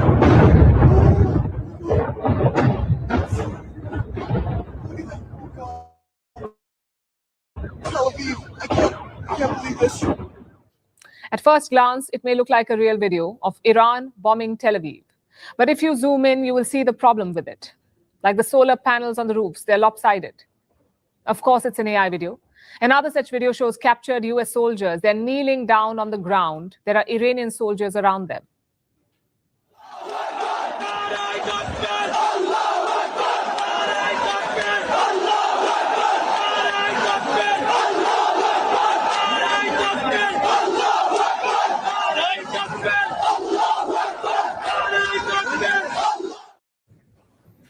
Of course, this video is fake too, the one that you so, but you get my point. In the cloud of war, propaganda and falsehoods abound. Plus, it can even create entire battlefields that never exist. Some creators are making them just to go viral. Even fact-checking tools are struggling.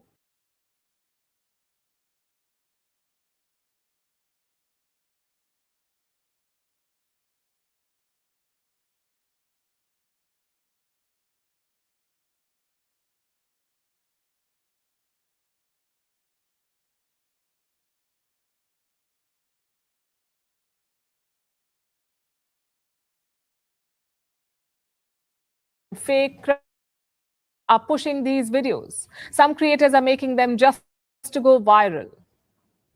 Even fact-checking tools are struggling. Some AI chatbots have already misidentified fake videos as real, which means the burden now falls on you, the viewer. Because in this war, seeing is no longer believing.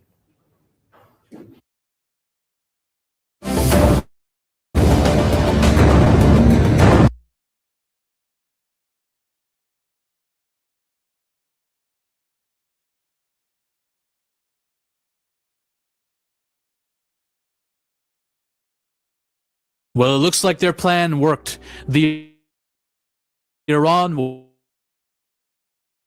war has completely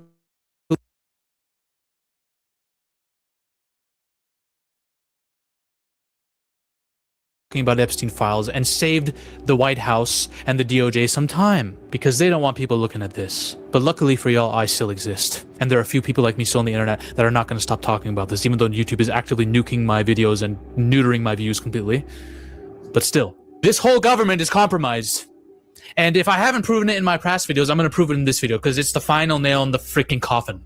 Between a war being started because a couple of elites didn't want to admit to diddying up kids on an island, and Erica Kirk being appointed to the Air Force Academy board or something, this woman is a government plant. You take one look at her and know she is a plant. Just before we get into the nitty-gritty stuff, some housekeeping. The Alexander brothers, if you haven't heard by now, have been convicted and sentenced for trafficking. I'm not going to say what kind of trafficking because YouTube will demonetize me anytime I say it.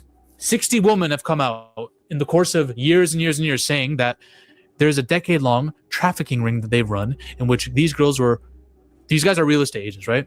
They would take girls on tours of the houses that they would sell and that they were listing, and then they would drug them and do terrible things to them. And there's evidence. There's texts with them flexing about it and talking about it, bragging about it. There's videos of it happening. So they've been convicted. They have connections to everybody. Ivanka Trump and Jared Kushner went to these realtors to buy mansions after these realtors had been charged for doing things to a 14-year-old. These guys are connected. Done business with Kim Kardashian, who's sus as hell, by the way, in her own right, Kanye West, Tommy Hilfiger, Steve Madden, Trace Tudor, Ivanka, and Jared, right? They're all over the place connected. They've got some connections in Hollywood, too. And guess what? To no one's surprise, they're also in the Epstein files. They were partying it up with Jeffrey in a party that I cannot name what the party was, but it rhymes with Dorgy. And by the way, the FBI said there's no evidence that anyone is being trafficked. None at all, even though 2 literal traffickers are in the Epstein files doing terrible things with underage girls at a party. But all good, no evidence. Part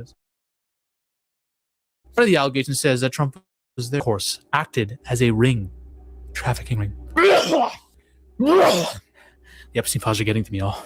This accuser also warned that they are part of this large trafficking ring.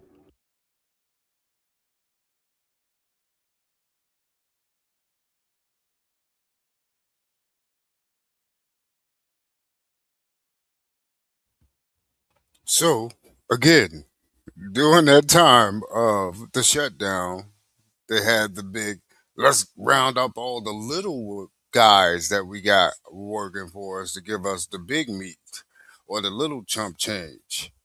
At the same time, believe you me, this ring is still a ring. Why is it going on anyway? How do you even have that fucking type of mind set up in your motherfucking flesh? How, like that's serial shit to me. Like for you to even be able to pump like that on a daily basis, it lets me know that your ass ain't one of us. You can't be, ain't be, and ain't gonna ever be.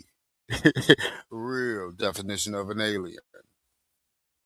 Like who the fuck would think like that? Like that's a suicide mission daily.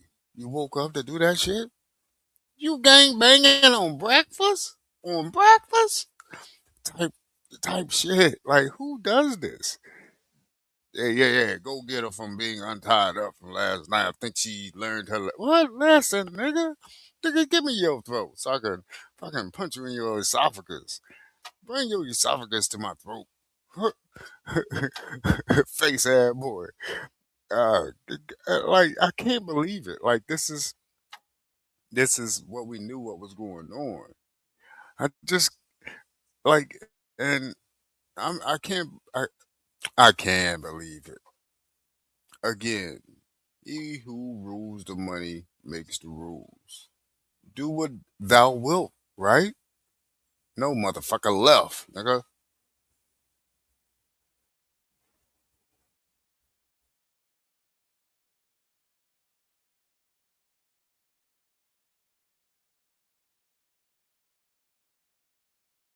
They've been convicted.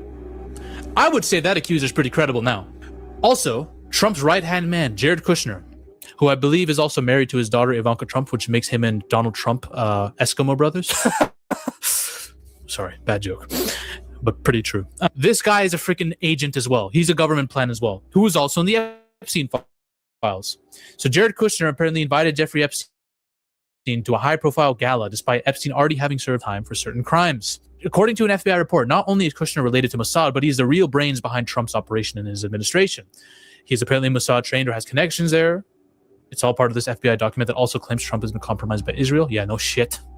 No shit. No surprise to anyone.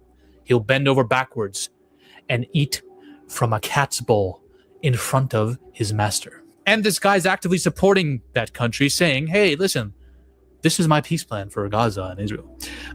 We will create a new Gaza.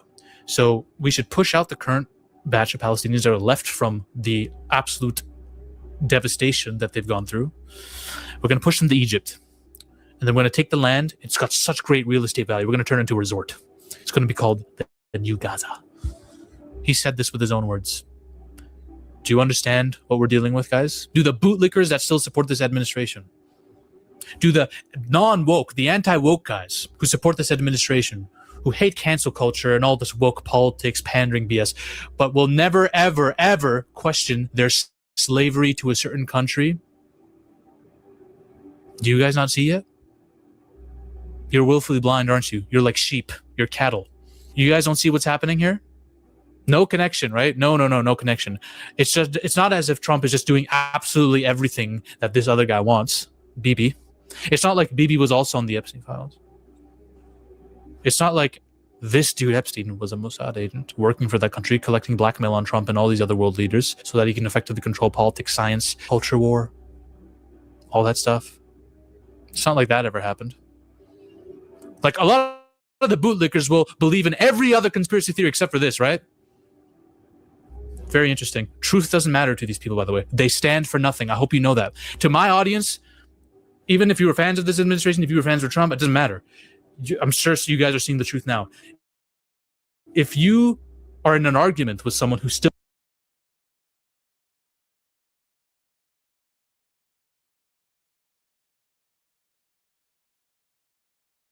Excuse me, sir. Do you support the war on Iran? No comment. So your neck's got red bumps, brother. Bumpy guy. I'm not doing this. You look kind of like a frog, bro.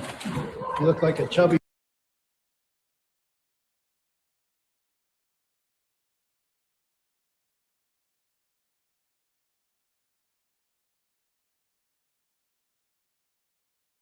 Excuse me, sir. Do you support the war on Iran? No comment. So your neck's got red bumps, brother. Bumpy guy. I'm not doing this. You look kind of like a frog, bro. You look like a chubby frog, bro. You're like a chubby frog.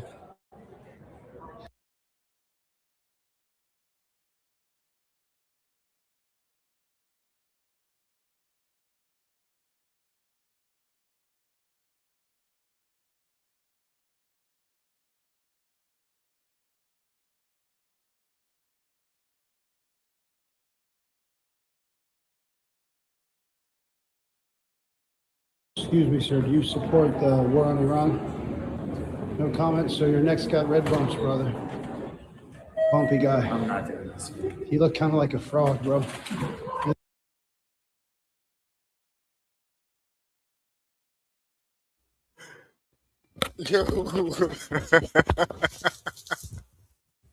My dude is roasting my guy because he don't want to answer the question. The bitch answered the question. You heard me with your frog face ass. Leap frog face ass. Leap if you feeling froggy face ass. Why you messing with that man? You American? You pro-American? Huh? Bitch? Huh? What? Huh? Are you for Israel? Huh? You better answer me with your frog face ass. He tried to run on the elevator. You know the door take a while to open. He was like, shit. Fucking elevator. Fucking A.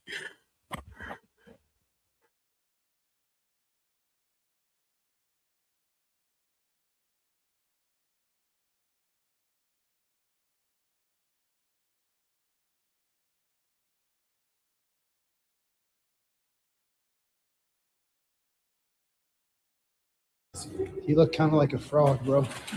You look like a chubby frog, bro. You're like a chubby frog. Long live the Iranian government!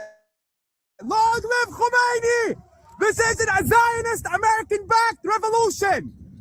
You shut the fuck up, Zion. Really cock! Go suck Israeli cock, you Israeli cocksuckers! God bless the Iranian government! Iran is free and will stay free from Zionist and American imperialism! Come on, man. Shut that. Yes, I came here, man. All right, go ahead. God bless the Iranian government. God bless Khomeini. God bless the IRGC. What? Hey! Hey, Ronan, how you doing, man? How you doing? God bless. God bless you, officers. Yes, I support the IRGC. I support the Iranian government. I support Iran being free and not Zionist hookers. How you doing, sir? Do you have any question for me? No questions? Okay. Terrorist, terrorist, terrorist, terrorist. You're the terrorist. Terrorist, terrorist, terrorist. Yes, you're right. You're right. You're right. Wait. Let me answer your question. I am a terrorist against oppression. Yes, I terrorize oppression. I terrorize oppression. I terrorize the oppression. People say you're wrong. That's the problem. They're paid Zionists by you people. Sir, do you support the war in Iran? Yes. So then it's safe to say you put Israel before America, correct? No. You put America before Israel? Go away, please. I'm not going to go away. I'm allowed to film you. It's within my rights. I'm an American. Good for you. You don't have to be fat and annoying to be American. You can also be cool like us. Or you could be a dick like you. No, that was a good one. Finally, somebody has a little give and take. Sir, why do you put Israel before America? I don't. You do. I don't. And you're a prick. And you're out of breath. So you're like a walrus. You're like a walrus on the side of the ocean, laying there like a big old walrus. Prick. Sir, that is a vulgar word to use. Shame on you, sir.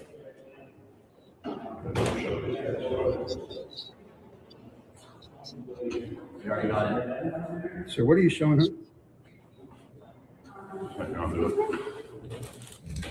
Well, that was a shady exchange, bro. Whoa. Sir, settle down. Just calm down, sir. You're having a bad day, sir.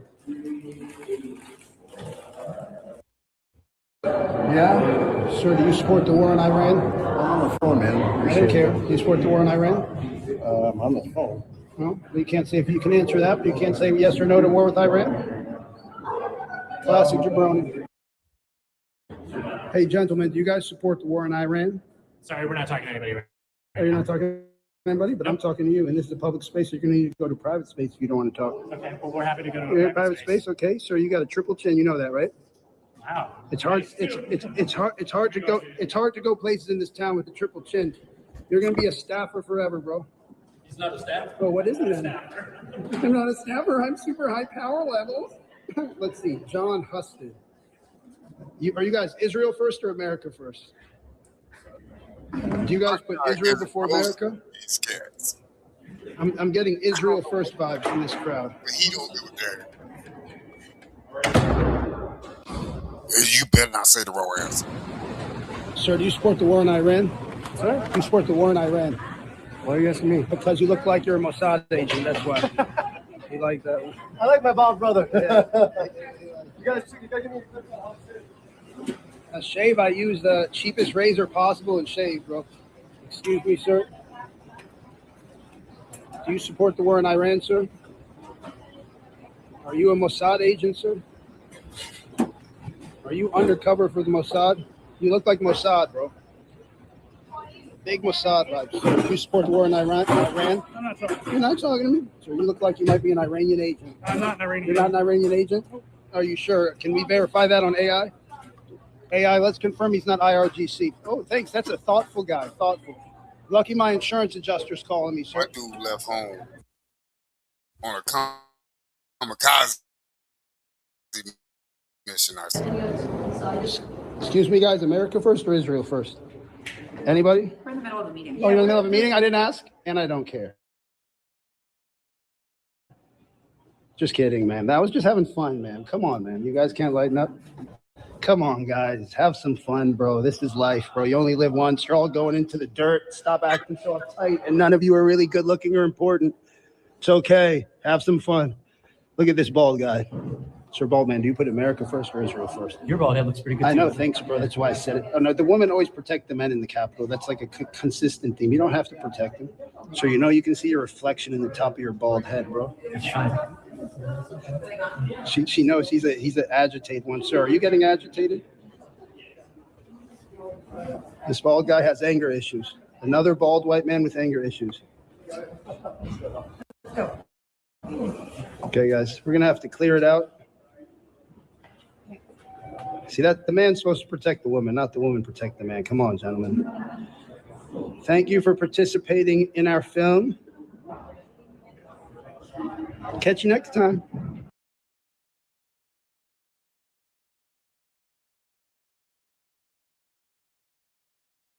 Bro, America first or Israel first?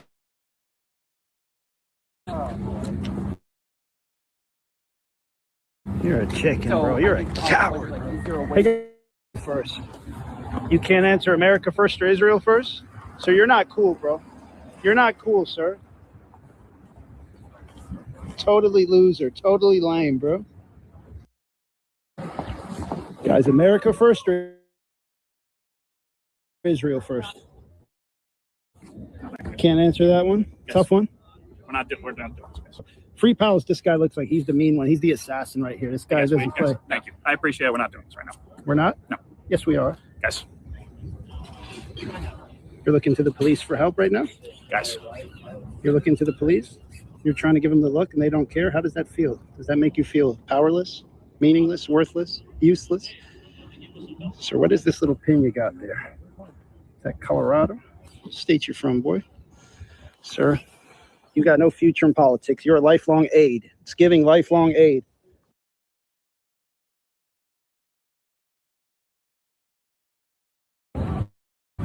Sir, America first or Israel first? You can't answer that one. That's a tough one. Having a tough time answering that one. Got you stumped. Stooped. Sir, America first or Israel first? He's got a hunchback. That guy's got a hunchback. Hilarious.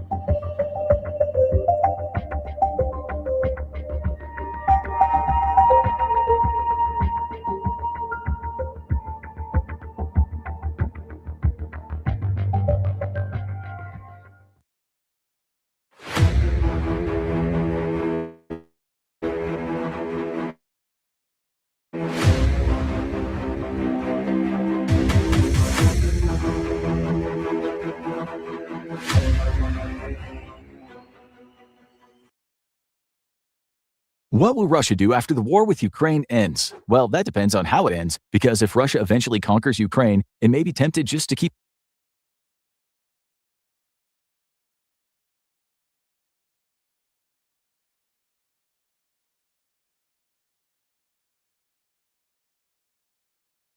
going, at which point a full-on conflict with NATO is looming. But that looks less and less likely, as the Ukrainian fighting forces seem likely to keep Russian gains to the eastern part of the country. And no matter how the war ends, Russia will still be facing long-term financial sanctions. If they have a new leader or Putin feels ready to come to the negotiating table, they might be willing to trade territory or the many Ukrainian citizens they kidnapped for the removal of sanctions. Or if they're feeling as belligerent as ever, they might just tighten their grip on the region and align with the other sanctioned countries and dictatorships, like Iran, China, or Venezuela, to cause more chaos for the West. One thing is for sure, the war in Ukraine has largely cut Russia off from the West, and major companies are likely to be hesitant to do business there again. So Russia is likely to become more isolated and possibly more dangerous.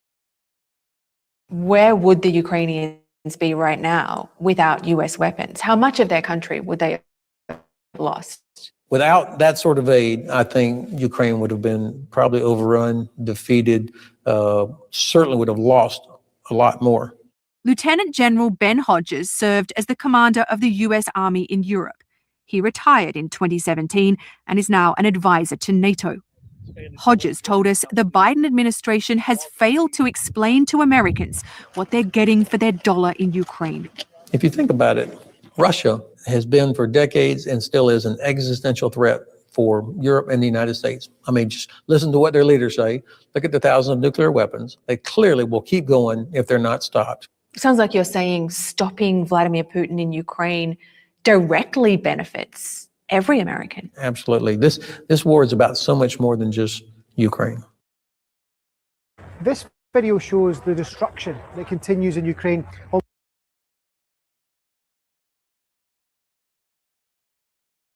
Almost 3 years after the Russian full-scale invasion. It was filmed here. In red is the territory within Ukraine's borders which has been occupied by Russia. Some of it years ago. Crimea, with the black outline, was annexed in 2014. But in recent months, Russian troops have been gaining more ground in the east, steadily taking more Ukrainian territory. Have a look at a part of Russia too, though. This is the Kursk region, just over the border with Ukraine. In August last year, Ukrainian troops advanced several miles into Russia.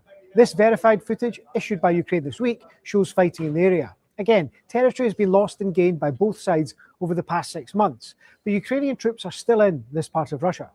Territory isn't the only thing that will matter in peace negotiations. There's the economic impact of war and the huge numbers of casualties too. But this map gives a sense of the background to those expected talks.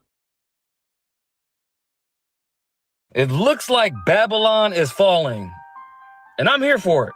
First, let's start with the president and CEO of the World Economic Forum. Now, what did they see? This is what they saw, an email between him and Epstein, where they have a detailed conversation about a shadowy government plan to take over the world.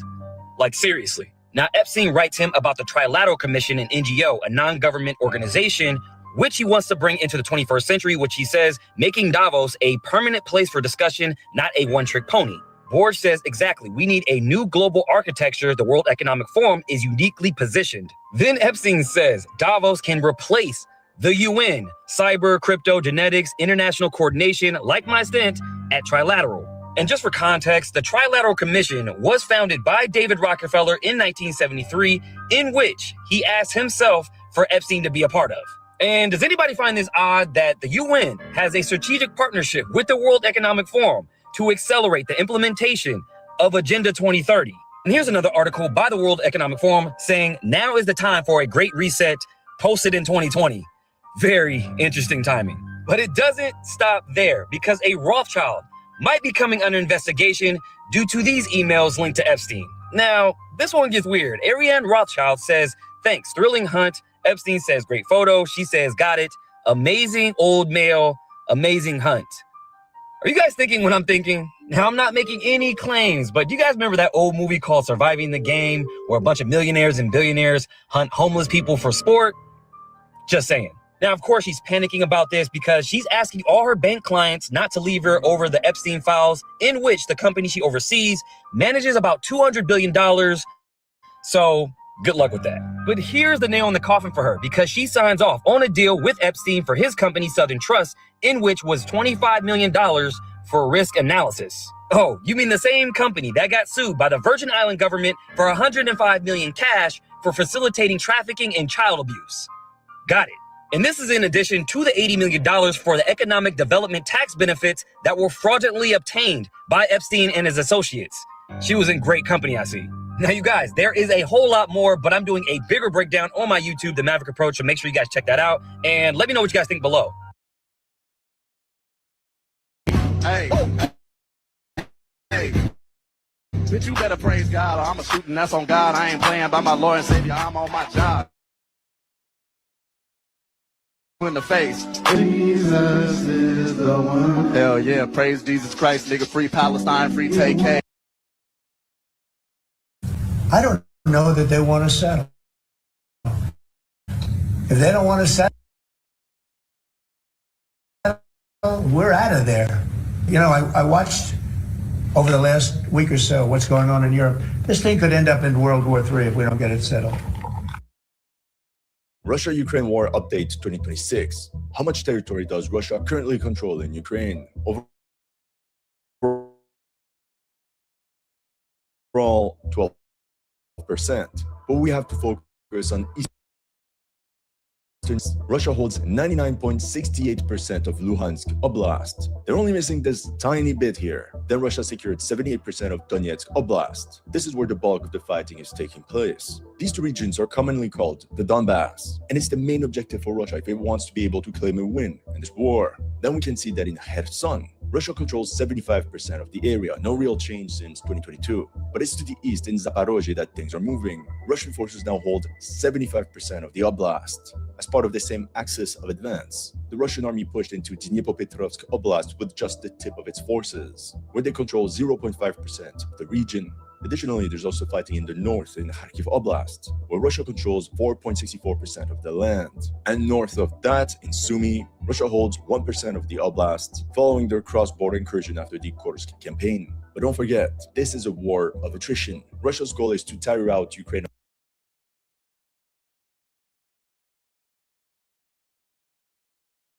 Russia-Ukraine war update 2026. How much territory does Russia currently control in Ukraine? Overall, 12%. But we have to focus on eastern Ukraine where the fighting is taking place. As of early January 2026, Russia holds 99.68% of Luhansk Oblast. They're only missing this tiny bit here. Then Russia secured 78% of Donetsk Oblast. This is where the bulk of the fighting is taking place. These two regions are commonly called the Donbass, and it's the main objective for Russia if it wants to be able to claim a win in this war. Then we can see that in Kherson, Russia controls 75% of the area, no real change since 2022. But it's to the east in Zaporozhye that things are moving. Russian forces now hold 75% of the Oblast. As part of the same axis of advance, the Russian army pushed into Dnipropetrovsk Oblast with just the tip of its forces, where they control 0.5% of the region.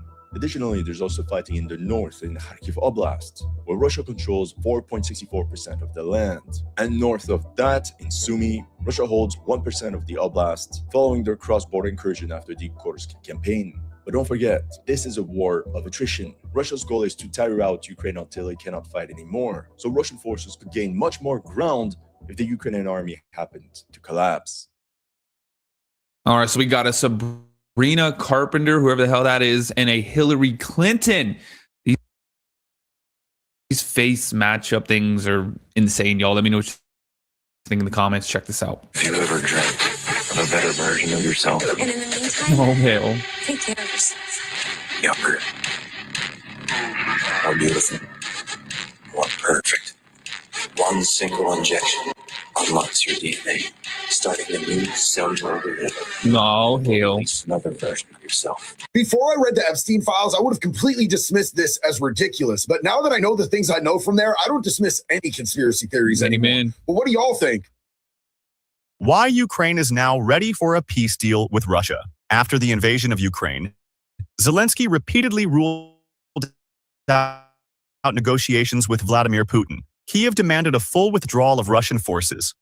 on for years. Both sides now face growing economic and military pressure. Western aid to Ukraine has slowed in several countries, while Russia continues mobilizing resources for a long war. Major powers, like the United States, China, and Turkey, are pushing for renewed diplomacy. And the cost of the war keeps rising. Cities destroyed, millions displaced, front lines barely moving. So Kyiv is signaling something new.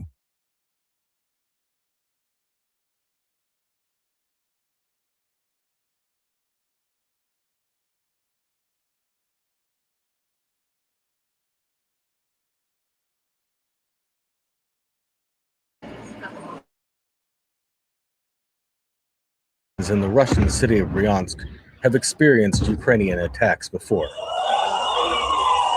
But local officials say this is the largest since Russia's invasion of Ukraine